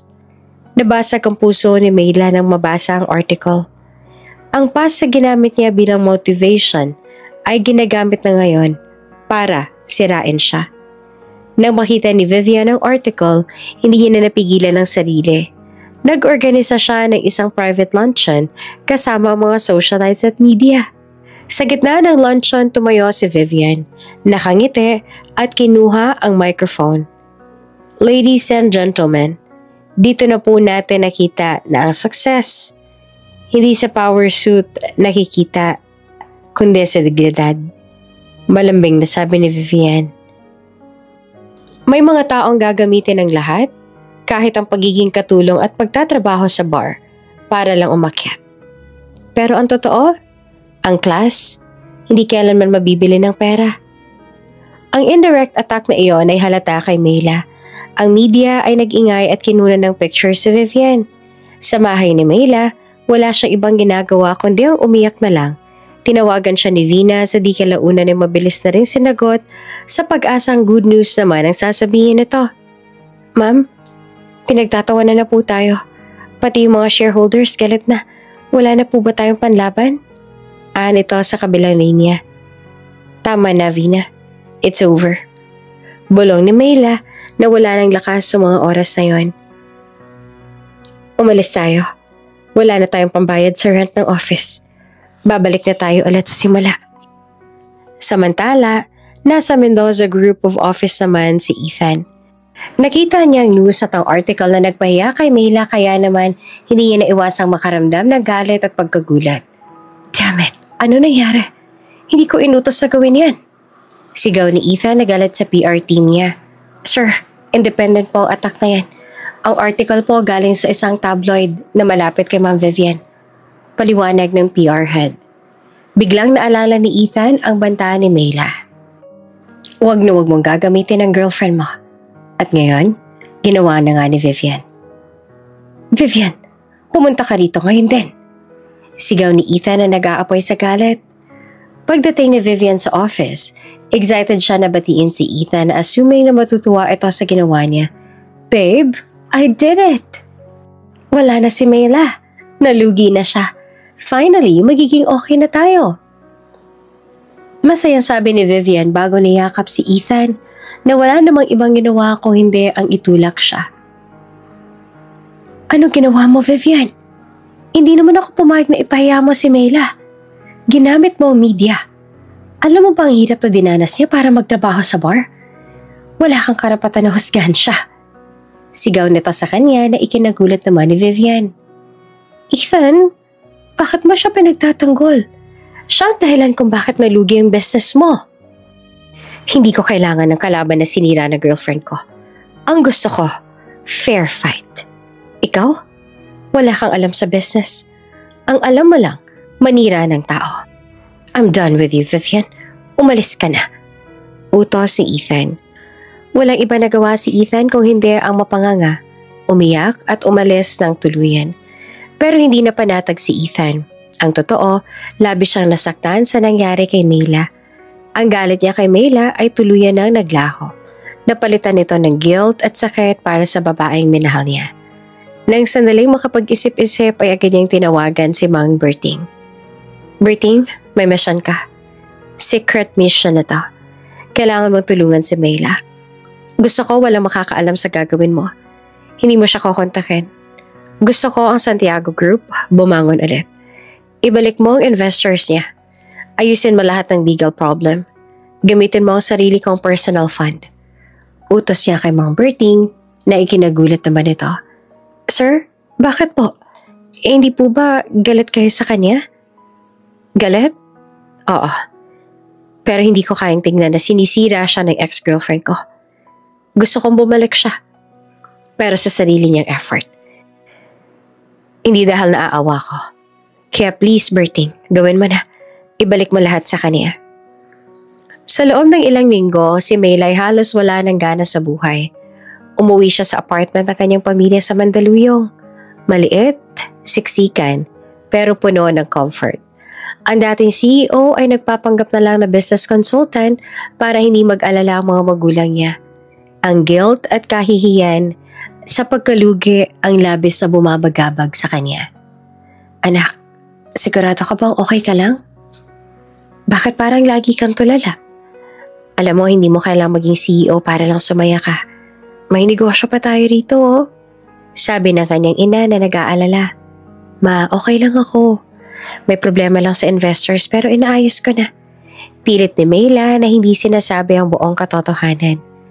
Ang Santiago Group ay technically nasa hibernation. Naghahanap si Mayla ng small business na pwede niyang umpisahan ulit. Pero ang reputation niya ay labis nang nasira. Sa kabilang banda naman, si Ethan ay busy sa pagpapatakbo ng kanyang secret operation kasama si Mang Berting. Gumagamit sila ng mga dummy corporation para unti-unting magbigay ng kapital sa Santiago Group. Berting, kamusta na yung investors na ni-inject natin sa Santiago Group? Siguraduhin mo ang hindi masyadong malaki ang share natin. Baka matrace niya tayo. Utos ni Ethan sa phone. Sir, secured po. Minority share lang. Pero sapat na para makapag-operate ulit ang Santiago Group. Ayos na rin po yung mga legal papers sa mga project nila. Inayos na namin. Secretly. Bulong pa ni Mang Berting. Magaling. At yung mga supplier na iniwan siya, ibalik mo. Sabihin mo under ng partnership ng Mendoza Group ang Santiago Group ngayon. Pero ilihim mo. Sabi ni Ethan. Napilitan siyang gamitin ang pangalan ng Mendoza Group para maibalik ang trust kay Mayla. Nagsimulang magbago ang ikot ng mundo ni Mayla nang dahil sa pagtulong ni Ethan sa kanya na makabangon. Isang umaga, tumawag si Vina na halos hindi makapagsalita. Mayla, guess what? May investment na dumating. Maliit lang pero enough na para makapag-umpisa ulit tayo. Yung legal problem sa project, naayos na rin natin. Hindi ko nga alam kung paano pero parang milagro. Hysterical na sabi ni Vina. Nagulat naman si Mayla sa narinig. Milagro? Vina, walang milagro sa negosyo. Sino naman yung investor? At sino yung nag-ayos ng legal papers? Hindi ko na matrace, Mayla. Yung investor, isang offshore company lang. Yung lawyer na nag-ayos, anonymous naman. Pero powerful Sabi ng VP for Finance parang galing daw sa itaas. Big players. Nagsimulang magduda si Mayla. Wala siyang kaibigan na ganun ka-powerful para gawin yon. Ang danging taong may galit at resources na makakatulong sa kanya ay si Ethan. Pero bakit? Hindi. Imposible. Bakit ako tutulungan ni Ethan? Gusto niya ako makitang bumagsak, diba? Kaya imposible. Bulong ni Mayla sa isip. Pero sa kabila ng pagdududa niya, hindi niya nainaksay ang oportunidad na ibinigay sa kanya. Ginamit niya ang bagong kapital para i-launch ang minor project niya. Ang Santiago Group ay muling bumangon. Unti-unti lang, pero steady at hindi na tulad ng dati na bagsak talaga. Si Ethan sa kabilang banda ay tahimik lang na pinagmamasdan si Mayla mula sa malayo. Sa tuwing nakikita niya ang news na bumalik na si Mayla sa industriya, gumagaan ang pakiramdam niya. Sir, success po ang plan natin. Ang Santiago Group nakakabawi na. Pero tignan niyo, mas lalo siyang nagpapaganda sa negosyo natin. Parang may pinaghuhugutan ulit. Sabi ni Mang Berting habang nag-aabot ng report. Alam ko, Berting, si Mayla yan. Hindi yan madaling sumuko. Proud na sabi ni Ethan pero malungkot ang kanyang mga mata. Ang financial pressure ay nilipat na ni Ethan sa Mendoza Group. Ang stress sa business at ang guilt kay Mayla ay unti-unting nagpapababa sa kalusugan ni Ethan. Madalas siyang sumasakit ang ulo at nararamdaman ang pagod. Isang gabi, nasa office si Ethan at nagtatrabaho na mag-isa. Bigla siyang hinimatay. Pagkagising niya, nasa private room na siya sa ospital. Si Mang Berting at ang kanyang personal doctor nandoon at bumungad ng sandaling magmulat siya ng mata. Sir, salamat sa Diyos at gising na kayo. Sabi ni Mang Berting na nag-aalala. Anong nangyari? Bakit ako nandito? Tanong ni Ethan sa mahinang boses. Sir, fatigue po at stress. Ang dami niyo na pong trabaho. Pero sir, may mas malala pa. Nag-positive kayo sa tests. Sabi ng doktor na mas seryoso ang mukha. Anong ibig mo sabihin, Doc? May sakit ho ako? Tanong ni Ethan. Hindi naman direktang sumagot ang doktor. Ngunit bumuntong hininga lang ito. Sir Ethan, kailangan po nating maging handa sa worst. May malubha po kayong karamdaman. Very aggressive po ang sakit ninyo. At konti na lang po ang time ninyo. Nito, nanlamig si Ethan. Kaya niyang bilhin ang lahat pero hindi niya rin maitatanggi na sa kabila ng lahat ng perang meron siya. Hindi niya man lang kayang bilhin ang oras niya. Nalungkot si Ethan. Hindi dahil mamamatay siya, kundi dahil hindi niya na kaya makita si Mayla na bumalik sa kanya. Mang Berting, walang dapat na makakaalam na to. Walang media, walang family, lalo na si Mayla. Pero siguraduhin mo lang na itutuloy mo yung tulong natin sa Santiago Group. Utos si Ethan. Sir, kailangan niyo siyang kausapin. Sabihin niyo yung totoo, na mahal niyo siya. Sabi ni Mang Berting na naging emotional na ng mga oras na yon. Hindi, Berting. Kung aaminin ko, aalis siya ulit. Gusto ko mabuhay siya na masaya. Gusto ko makita siyang matagumpay ulit. Yun lang ang huling-huling ko. Bulong ni Ethan. Alam ni Ethan na nagsisimula na ang huling yugto ng kanyang buhay at dedikado iyon sa sikretong pagmamahal niya kay Mayla. Sa loob ng ilang buwan, naging stable na ulit ang Santiago Group. Ang mga investors ay tuluyan nang nagbalik at ang mga project ni Mayla ay umarangkada na ulit. Lahat ay nagtataka kung paanong muling nakabangon si Mayla pero walang makapagbigay ng malinaw na sagot. Si Mayla mismo ay nalilito pa rin hanggang ngayon. Pero ginamit niya ang momentum na yon upang mag-focus sa business. Ang business rivalry nila ni Ethan ay naging kalmado na. Bihira na silang magkita sa mga public event at mas seryoso na ang mood ni Ethan sa meetings. Napansin ni Mela na pumayat na rin si Ethan at parang laging pagod. Pero iniisip niya na stress lang ito sa business. Nangyaring huling business showdown nila sa bidding para sa major infrastructure project ng gobyerno. Ang project na ito ay napaka-importante dahil ito ang maglalagay sa winner sa top spot ng industry. Sa bidding hall nakaupo si Mela, confident at composed. Nakita siya ni Ethan na pumasok. Namukhang mas payat at maputla, pero ang tingin nito ay seryoso pa rin. Lumapit si Ethan sa table ni Mela. Mela, congratulations sa pagbangon ng company mo. Ang akala ko tapos ka na. Bati ni Ethan na walang bahid ng sarkasmo. Thank you, Ethan. Ako rin. Akala ko tapos na ako. Pero may mga taong naniniwala pala sa pagbabalik ko. Sagot ni Mela na nag-isip pa rin kung si Ethan pa ang tumutulong sa kanya. Good. Gusto ko yan. Huwag kang susuko. Pero sa deal na to, hindi ako magpapatalo. Sabi ni Ethan na may diin ang bawat salita. Bakit? Ito na ba yung last chance mo para makalaban ako? Pabalik pa na tanong ni Mela sa kanya. Ngumiti naman si Ethan na malungkot ang mata. Napansin niya ni Mela ngunit mas pinili niya na wag na lang magsalita. Maybe, pero gusto ko maglaro tayo na maayos. Walang sabotahe, walang personalan. Sagot ni Ethan sa kanya na ikinagulat naman ni Mela. Maalala ko, nasan pala si Vivian? Wala na ba siya? Sino naman ang gagamitin mo ngayon? Wala na si Vivian. Iniwan ko na siya. At ikaw, Mela, ikaw lang ang karibal ko at ang boss sa gusto kong kalabanan. Sagot naman ni Ethan sa kanya. Hindi kalaunan na nagsimula na ang bidding. Ang Mendoza Group ang unang naglagay ng bid. 15 billion. 15.2 billion. Para hindi masayang ang oras mo. Sad ni Mela, dahilan upang mapangiti si Ethan. 16 billion, Mela. Huwag mo nang ipilit. Malaki ang magiging risk mo. Sagot naman ni Ethan pabalik. Risk? Ang buhay ko matagal nang nasa risk, Ethan. Alam mo yan. 16.5 billion. Sagot naman ni Mela. Tiningnan ni Ethan si Mela ng matagal at seryoso. Mela, gusto ko yan. Pero please wag ka na masyadong mag-stretch. Ani ni Ethan. Ang bid ni Ethan ay umakyat na sa 17 billion. Napakataas na ng presyo. At alam ni Mela na kung lalampasan pa iyon, malaki at mahihirapan na siya sa kita. Mela, ito na huling bid ko. 17 billion. Ang huling hiling ko sa'yo, ipagpatuloy mo na lang sana yung success mo. Huwag mong kalimutan yung pinanggalingan mo.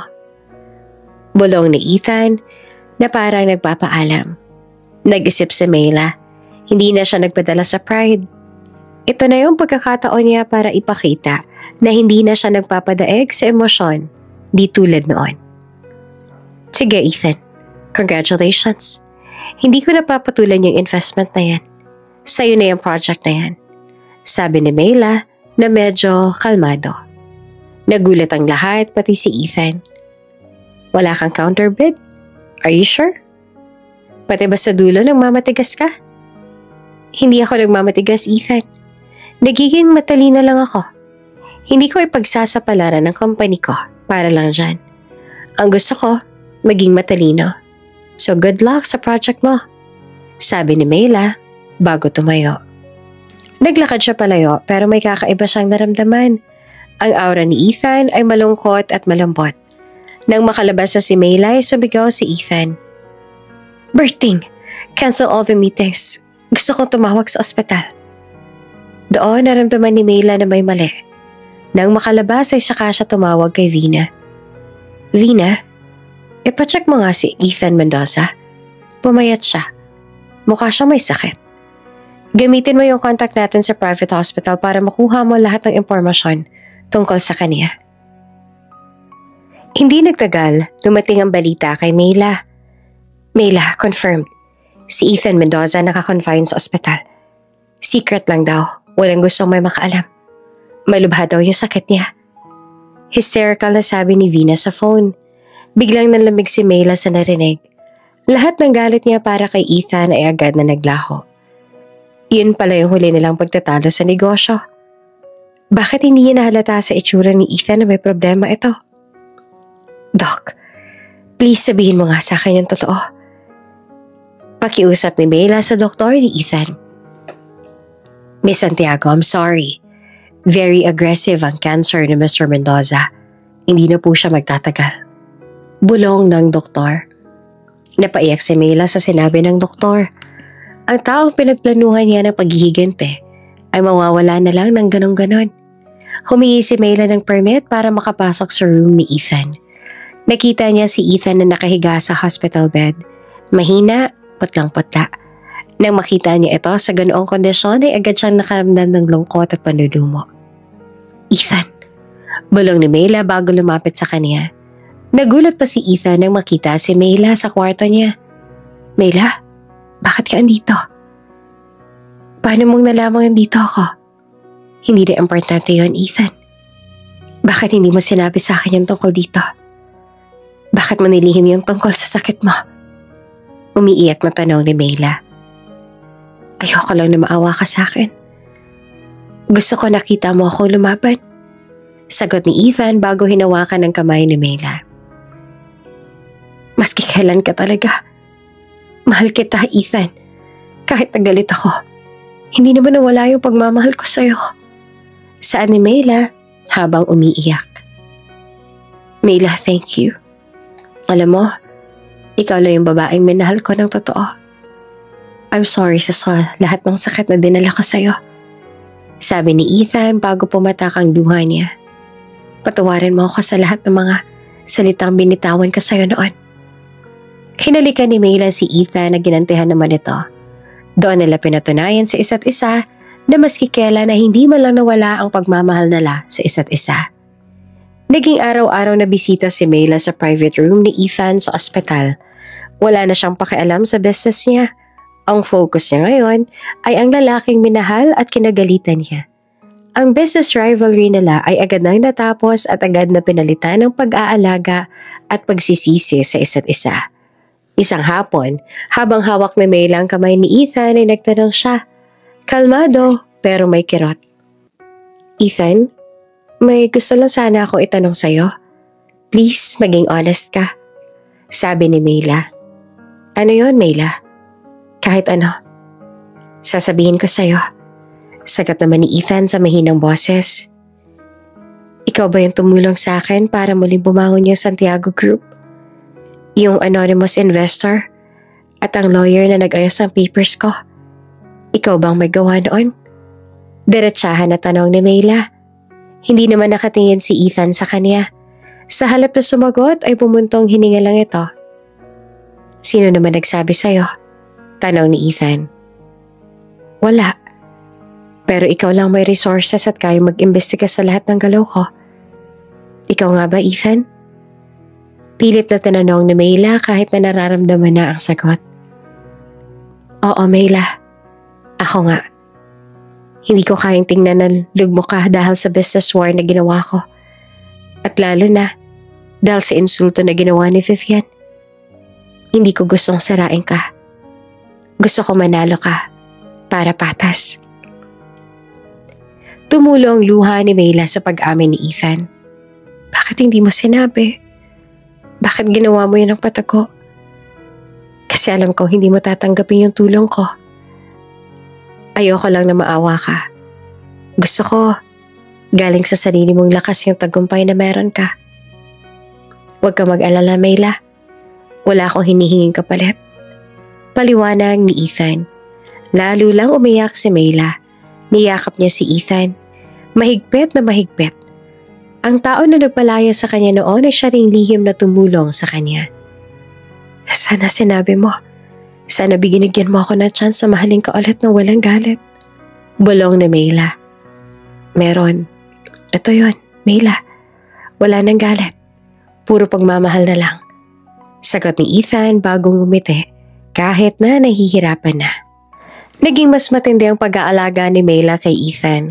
Iniwan niya na muna ang office niya at personal na nagbantay kay Ethan sa ospital. Parang nagkaroon sila ng second chance sa magkasama kahit sa ospital lang. Isang linggong lumipas, unti-unting nanghina si Ethan. Tinawag niya si Mang Berting at kaniyang lawyer sa room. Mr. Santos, handa na ba yung last will ko? Tanong ni Ethan. Opo, Sir Ethan. Everything is settled. Sagot naman ng lawyer. Good. Gusto kong basahin mo sa harap ni Mayla ngayon na. Nagtaka naman si Mayla sa narinig. Ethan, ano to? Huwag ka mag-aalala. Gagaling ka pa. Pakinggan mo na lang. Ito na yung huling regalo ko sa'yo, Mayla. Sabi ni Ethan. Binasa ng lawyer ang huling will. Si Ethan ay iniwan ng 51% share ng Mendoza Group sa isang trust fund na ang beneficiary ay si Mayla Santiago. Kasama ang garden sa mansyon at lahat ng personal properties niya. Ang remainder ng share ay para sa kanyang mga relatives at charity. Napaiyak naman si Mayla sa narinig. Pakiramdam niya ay hindi niya deserve ang lahat ng ito pagkatapos ng ginawa niya kay Ethan noon. Ethan, ayoko nito. Hindi ko kailangan ng pera mo. Ikaw ang kailangan ko. Kailangan mo yan, Mayla. Tanggapin mo. Ito yung paraan ko para mag-sorry sa pamilya mo. At ibalik ang respeto mo. Ngayon, fair na tayo. Sabi ni Ethan. Niyakap naman ni Mayla si Ethan kahit na nasasaktan siya sa mga naririnig ng mga oras na yon. Pagkatapos ng ilang araw, naramdaman ni Mayla na lagi siyang nahihilo at nagsusuka. Inakala niya na stress lang sa ospital. Pero dahil sa pag-aalala ni Vina, nagpatingin siya sa doktor. Pagbalik ni Mayla sa room ni Ethan, may ngiti na may luha sa kanyang mukha. Ethan, may gusto akong sabihin sa'yo. May balita ako. Sabi ni Mayla na halos hindi makapagsalita. Ano yon, Mayla? May masama bang balita sa business mo? Tanong naman ni Ethan na nag-aalala. Hinawakan ni Mayla ang kamay ni Ethan at inilagay iyon sa kanyang tiyan. Hindi ito tungkol sa negosyo. Ethan, buntis ako. Magkakaanak na tayo. Pag-amin niya. Nanlaki ang mga mata ni Ethan sa narinig. Ang mukha niya ay nagliwanag. Parang hindi mata ng may sakit. Totoo ba yan, Mayla? Buntis ka? Umiiyak na tanong ni Ethan. Oo, Ethan. Anak natin. Niyakap ni Ethan si Mayla kahit na nanginginig. Salamat sa Diyos. Hindi ako mawawala nang walang iiwan sa'yo. Please, Mayla. Iingatan mo yung anak natin. Huwag mo siyang iiwan. Hindi, Ethan. Pangako, iingatan ko siya. Sabi ni Mayla. Matapos malaman ang tungkol sa pagbubuntis si Mayla, lalong bumilis ang paghina ng katawan ni Ethan. Ang mga araw nila ay bilang na lang. Pero sa kabila ng sakit, masaya si Ethan na magkaroon ng anak na magbibigay sa kanya ng kapayapaan na hindi niya naramdaman simula nang pinalayas niya si Mayla. Isang hapon habang nagpapahinga si Ethan, pumasok si Mang Berting at ang personal nurse ni Ethan na sister naman ni Leia. Sir Ethan, may bisita po kayo. Bulong ni Mang Berting. Paglingon ni Ethan, nakita niyang sister-in-law niyang si Amanda. Hindi niya ito kinakausap simula nang malaman niya ang totoong ugali nito at ang pagsisinungaling nito tungkol kay Mayla. Amanda, bakit ka nandito? Tanong ni Ethan na mahina pero seryoso. Ethan, wala akong alam na ganyan na pala kalala ang sakit mo. Bakit hindi mo sinabi sa amin? Nag-aalala kunwari si Amanda. Pero ang totoo gusto niyang malaman kung paano niyang makokontrol ang Mendoza Group kapag nawala na si Ethan. Huwag ka nga magkunwari, Amanda. Wala kang pakialam sa akin. Kaya ka lang andito dahil sa negosyo meron ako. Sabi ni Ethan na walang takot. Mali ka, Ethan. Pamilya mo pa rin kami. At yung business, sa atin pa rin yan. Sino ba yung Mayla Santiago na yan? Sabi nila araw-araw kanyang binabantayan. Baka pera lang ang habol yan. Sumbat ni Amanda na nagsimula ng magtaas ang boses. Pumasok si Mayla galing sa washroom at hindi na siya nagulat pa nang makita niya ang pagbabayari ng boses na kilalang kilala niya. Excuse me? Huwag mong ituloy ang drama mo dito, Amanda. Tapos na yung palabas mo. Sabi ni Mayla na namatigas na ang boses. Ikaw? Nasaan ang hiya mo? Katulong ka lang dito. At ayun, sasabihin mo na may anak kayo? Imposible. Gold digger ka. Sigaw ni Amanda sa kanya. Bigla namang nag-react si Ethan sa narinig. Nagsalita siya ng malakas kahit na nahihirapan. Amanda, tumahimik ka. Umalis ka rito. Huwag mo nang guguluhin ang buhay namin. Nang dahil sa lahat ng kasinungalingan mo, nasira ang buhay ko. Wala kang share sa business ko. Umalis ka na. Dahil sa galit at stress, lalo pang lumala ang kondisyon ni Ethan. Ang monitor niya ay nag-iingay na. Sir, relax lang po. Sister Leia, tawagin mo yung doktor. Nagpapanik na saad ni Mang Berting. Umalis si Amanda. Takot at galit dahil nasira ang plano niyang makuha ang yaman. Hinawakan ni Mayla ang kamay ni Ethan dahil maluha-luha na ito ng mga oras na yon. Ethan, okay lang yan. Kalma ka lang. Nandito ako. Huwag mo kong iiwanan. Umiiyak na sabi ni Mayla. Pagkatapos ng ilang oras, medyo gumaan naman ang pakaramdam ni Ethan. Alam niyang malapit na siyang mawala kaya naman hindi niya rin maiwasang maging emosyonal habang iniisip na maiwanan niya ang kanyang mag-ina. Mayla, pakinggan mo ako. Bulong ni Ethan habang nakatingin sa mata ni Mayla. Andito lang ako, Ethan. Huwag ka magsalita. Baka mapano ka pa. Sabi ni Mayla. Mayla, gusto ko lang sabihin sa'yo na huwag kang magsisisi. Yung sakit na dinanas mo, dapat niyong gamitin yon para lumakas ka lalo. Ikaw mag-aalaga sa anak natin. Huwag mo siyang turuan na maghigante. Turuan mo siyang magmahal. Sabi ni Ethan. Inabot niya ang isang kwentas kay Mayla na tinanggap naman ito. Dati mo yung binigay sa akin. Sabi mo proteksyon yan. Ibabalik ko na sa'yo. Ipangako mo na iingatan mo ang anak natin. Ipangako mo na magiging masaya ka kahit na anong mangyari. Pangako, Ethan. Pangako. Umiiyak na sabi naman ni Mayla. Sa gabing yon, mahimbing na natulog si Ethan habang nakahawak ang kamay niya sa tiyan ni Mayla. Naramdaman naman ni Mayla ang huling hininga ni Ethan dahilan upang maging emosyonal pa siya habang nakapikit. Wala na si Ethan Mendoza. Nagsigawan ng mga nurse at doktor, pero si Mayla tahimik lang na umiiyak. Iyakap ang katawan ni Ethan. Mahal na mahal kita, Ethan. Salamat sa anak natin. At pangako, babalik ako sa tuktok para sa anak natin. Bulong ni Mayla bago hinalikan ang noo ni Ethan. Naging headline sa buong bansa ang biglaang pagkamatay ni Ethan Mendoza. Ang media ay nagtanong kung sino ang magmamana ng malaking Mendoza Group at kung anong mangyayari sa rivalry ni Mayla. Ang business world ay nagulantang sa narinig na balitang si Mayla ang magmamana sa lahat. Sa burol ni Ethan, hindi inalis ni Mayla ang tingin niya sa kabaong. Walang garet, puro pagmamahal at sakit na lang ang naiwan. Si Amanda, ang sister-in-law ni Ethan, ay nagpakita ng matinding pagdadalamhati. Pero peke lang ang lahat ng yon. Ang focus niya ay ang mana lang at mananatiling mana lang. Mayla Santiago, anong ginagawa mo rito? Hindi ka kapamilya ni Ethan. Layuan mo ang kabaong niya. Sigaw ni Amanda na nag-hysterical. Humarap si Mayla kay Amanda ng kalmado pero matalim ang mga mata. Hawak niya ang kwentas sa bigay ni Ethan. Wala akong balak na lumayo. Pamilya niya ako. At ikaw, Amanda? Tapos ang panahon mo. Sagot ni Mayla. Pamilya? Sino ka naman para magsabi niyan? Katulong ka lang naman dito. Pera lang ang habol mo.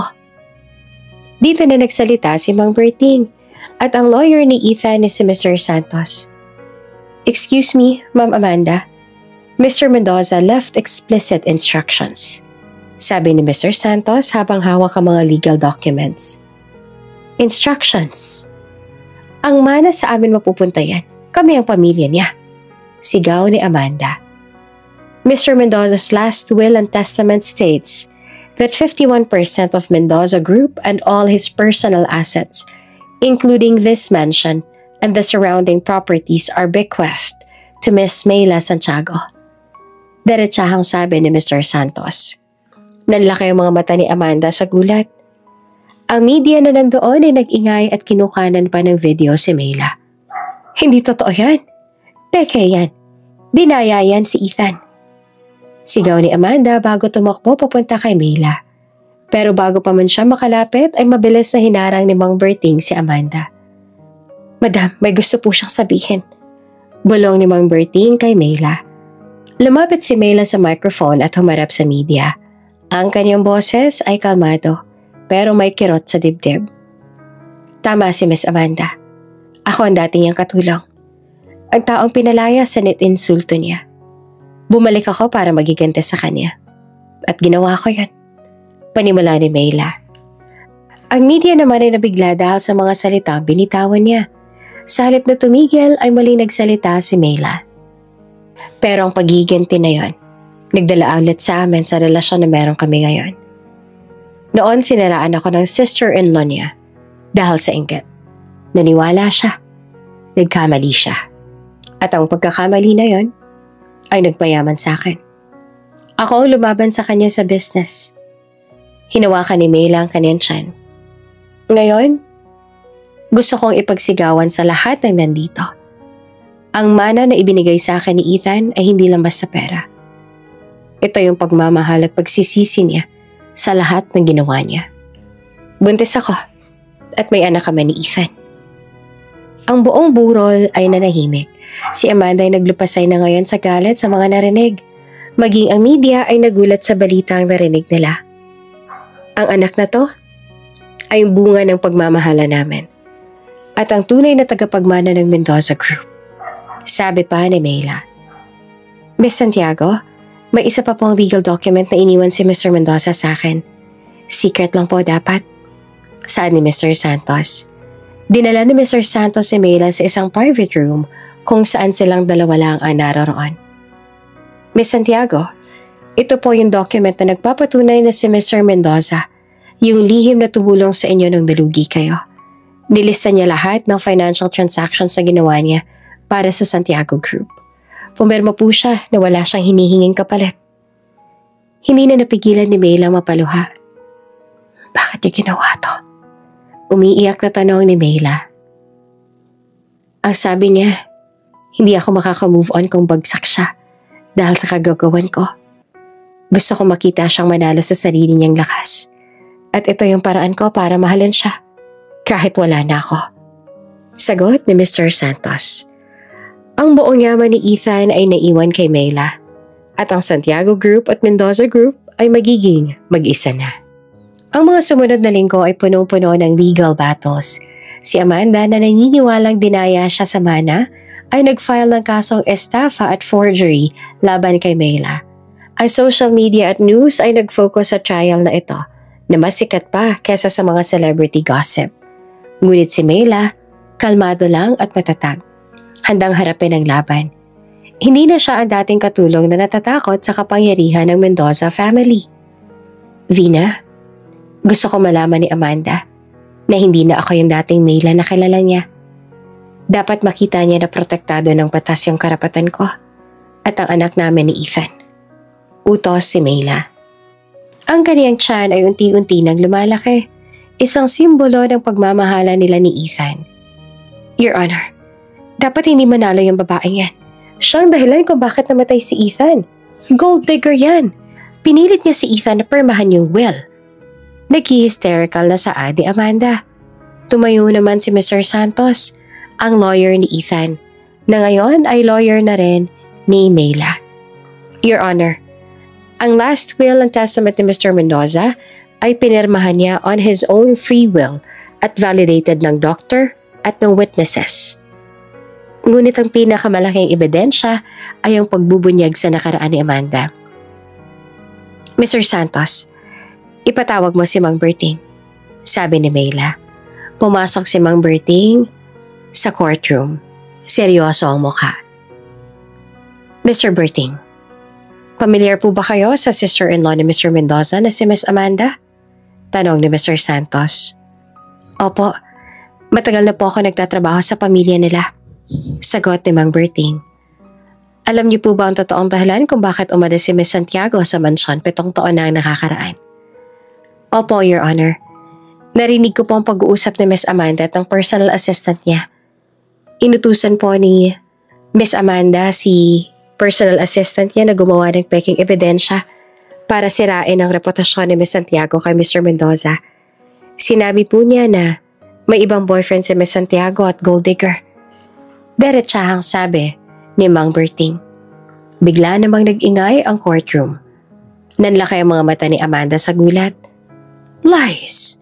Kasalanan niya ni Mayla. Sigaw ni Amanda.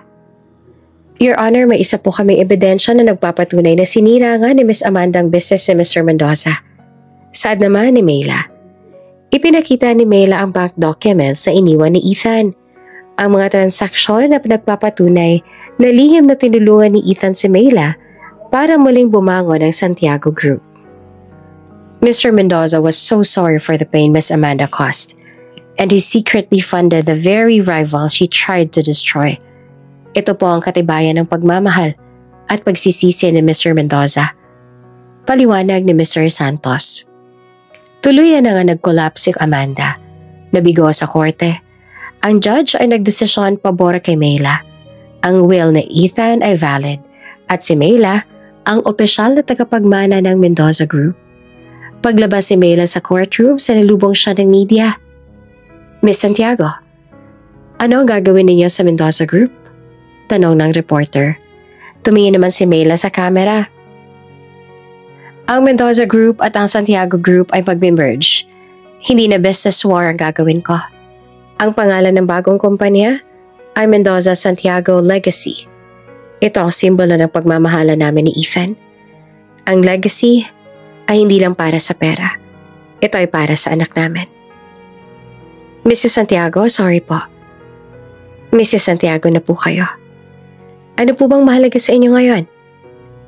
Ang mahalaga sa akin ngayon ay ang kaligayahan, ang pagmamahal at pagsisisi ni Ethan at ang anak namin. Ang negosyo ay negosyo lang. Ang pamilyang importante para sa akin.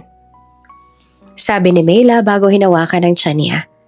Sa wakas, naging tahimik ang mundo ni Mayla.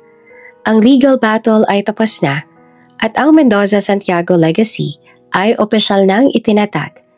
Si Mayla ay CEO na ng pinagsamang business, pero ang puso niya ay nakatuon lang sa pagbubuntis at sa alaala ni Ethan. Araw-araw matapos ang fan niyang meetings, dumidiretso si Mayla sa mansyon ng Mendoza, specifically sa secret garden nila ni Ethan. Dito nagsimula ang love story nila. At dito rin nag-iisa si Mayla para magkwento sa kanyang namayapang mahal. Isang hapon, umupo si Mayla sa bench kung saan sila unang umamin ng pag-ibig nila sa isa't isa. Ang kanyang tiyan ay malaki na at malapit na rin siyang manganak. Ethan, busy na naman ako ngayon, pero promise, ginagawa ko to para sa anak natin. Malapit na siyang lumabas at excited na rin ako. Bulong ni Mayla habang inahaplos ang tiyan niya. Alam mo, sinabi ko kay Mang Bertie, papaayos ko ang garden na to. Dito ko gusto maglaro yung anak natin. Dito natin siya tuturuan ng buhay. Patuloy ni Mayla habang humihikbi. Si Mang Bertie naman na personal assistant na ngayon ni Mayla ay tahimik lang na nakamasid sa malayo. Nakita niya kung paano nagmahalan sina Mayla at Ethan at kung gaanong kasakit ang pamamaalam ni Ethan kay Mayla. Isang gabi habang nahihirapan si Mayla sa pagtulog, binisita niya ulit ang garden. Napuno ang isip niya ng alaala ng one-night stand nila sa Milan. Ang halik nila sa storage room sa Batangas at ang huling halik nila sa ospital. Sana pumalik ka, Ethan. Kahit isang beses lang. Gusto ko marinig mo ulit na mahal kita. Bulong ni Mayla habang umiiyak. Bigla namang nakaramdam si Mayla ng matinding sakit sa tiyan pagkatapos niyang huminga ng malalim. Aray, ang sakit. Sumigaw si Mayla. Agad namang tumakbo si Mang Berting upang saklolohan siya ng mga oras na yon. Ma'am Mayla, manganganak na po kayo.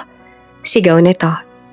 Dinala si Mayla sa isang private hospital kung saan din nakakonfine si Ethan noon.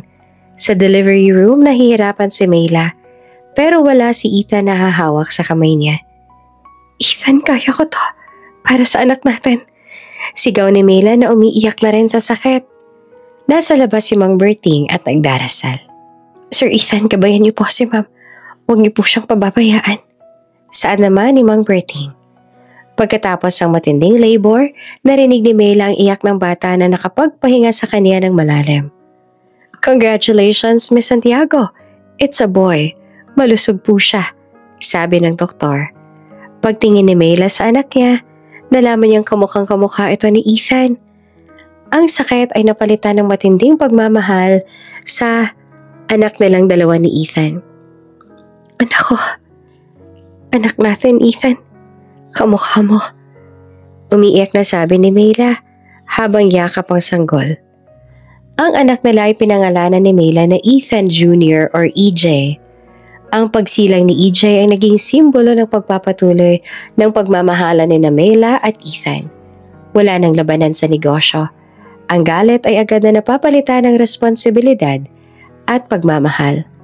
Ang buhay ni Mela ay nagpatuloy, puno ng mana at legacy na iniwan ni Ethan sa kanya. Pagkatapos ng ilang araw, umuwi si Mela sa mansyon. Ang unang pinuntahan niya ay ang garden, dala si EJ. Anak, ito yung garden ni na Daddy at Mommy. Dito nagsimula at natapos yung kwento naming dala ng Daddy mo. Dito naman natin sisimulan ang bagong yugto ng buhay natin. Bulong ni Mela kay EJ. Hinalikan ni Mela ang noo ni EJ. Nakatingin sa skyline ng lungsod at pinamalaan na ngayon ang kanilang pamilya. Wala na si Ethan, pero nananatili ang mga alaala nito sa kanya. 5 taon nang lumipas, ang Mendoza-Santiago legacy ay naging isa sa pinakamatatag at iginagalang na conglomerate sa Asia. Si Mela na tinawag na ngayong The Iron Lady ng Philippine business ay hindi lang nagpatuloy sa legacy ni Ethan, kundi pinalawak pa ito. Ang galit at vendetta ay tuluyan ng napalitan ng seryosong dedikasyon sa negosyo. At higit sa lahat, sa anak nila na si Ethan Jr. or EJ. Si EJ ay isang happy, smart at active na bata sa school. Animong ang mukha niya ay carbon copy ni Ethan. Ang mga mata, ang ngiti, maging ang pagulong ng buhok nito sa gilid ng noo. Ang bawat tingin ni Mela kay EJ ay parang nakikita niya ulit si Ethan. Ito ang comfort niya. Ito ang purpose niya sa buhay. Ang buhay ni Mela ay umikot sa pagiging CEO at pagiging ina. Ang bawat meeting ay animang may limit na sa oras. Dahil kailangan niya umuwi on time para makipaglaro kay EJ sa secret garden ng mansyon na ngayon ay ginawa niya ng playground at safe haven nila. Mommy, look at me! Nakakaakyat na ako sa slide! Sigaw ni EJ na nakangiti at proud sa ginawa niya. Wow, baby boy, ang galing mo! Sabi ko na nga, be, kaya mo yan. Mana ka sa daddy mo na walang inuurungan. Sabi pa ni Mela na nakangiti habang pinupunasan ng pawis ni EJ. Madalas magkukwento si Mela kay EJ tungkol sa daddy niya, pero hindi to tungkol sa away at business rivalry na noon. Pawang ang pagiging mabuting tao ni Ethan at ang pagmamahal nito sa kanya lang ang ikinakwento nito sa bata. Yung daddy mo, super bait noon baby. Lagi siya nagbibigay ng flowers kay mommy sa garden na to. Kwento ni Mela. Sana makita ko si daddy, mommy. Malungkot na sabi naman ni EJ. Niyakap ni Mela si EJ. Andito lang naman si daddy mo anak. Nasa puso natin. Siya nagturo kay mommy na maging strong. Aniya bago niyakap ang anak. Sa opisina, labis na hinangaan si Mela. Ang mga dating executive ni Ethan na akala ni Mela ay kakampi ni Amanda ay nagpakita ng buong suporta mula nang mawala si Ethan. Lalo na si Mang Berting, na naging executive advisor ni Mela pagkaraan ng ilang taon. Ma'am Mela, alam mo tuwang-tuwa si Sir Ethan sa'yo. Ang galing mo daw magpatakbo ng business. Naka-recover tayo agad sa crisis. Sabi ni Mang Berting habang nagre-review sila ng financial reports. Salamat Mang Berting. Kung wala kayo, hindi ko naman magagawa lahat ng ito. Sagot pa ni Mela. 7 taon nang lumipas mula nang pumanaw si Ethan. At 2 taon naman mula nang pumasok sa eskwela si EJ. Si Mela ay ganap nang naging the Iron Lady ng Asian business scene. At ang Mendoza Santiago legacy naman ay hindi lang nag-excel sa real estate at telecom. Pumasok na rin ito sa sustainable technology at philanthropy. Mga bagay na alam ni Mela na ikakatuwa ni Ethan. Ang mansyon na dati simbolo ng kanyang pagpapahiya ay naging simbolo ng kanyang pagtatagumpay at kanyang pamilya. Ang bawat sulok nito ay puno ng alaala. Pero wala ng kerot. Puro pagmamahal na lang.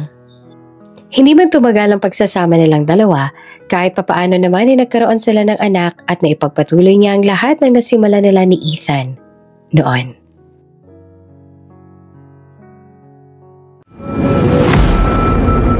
Kung bago ka pa lang sa channel na ito, Ate Jane TV, huwag kalimutang pindutin ang notification bell and subscribe button. Sana po hindi naman malaking abala sa inyo ang pagpindot ng subscribe button dahil ang kapalit po nito ay ang pagsuporta para makapag-produce ng mga libreng stories sa mga channels ni Ate Jane. Maraming salamat!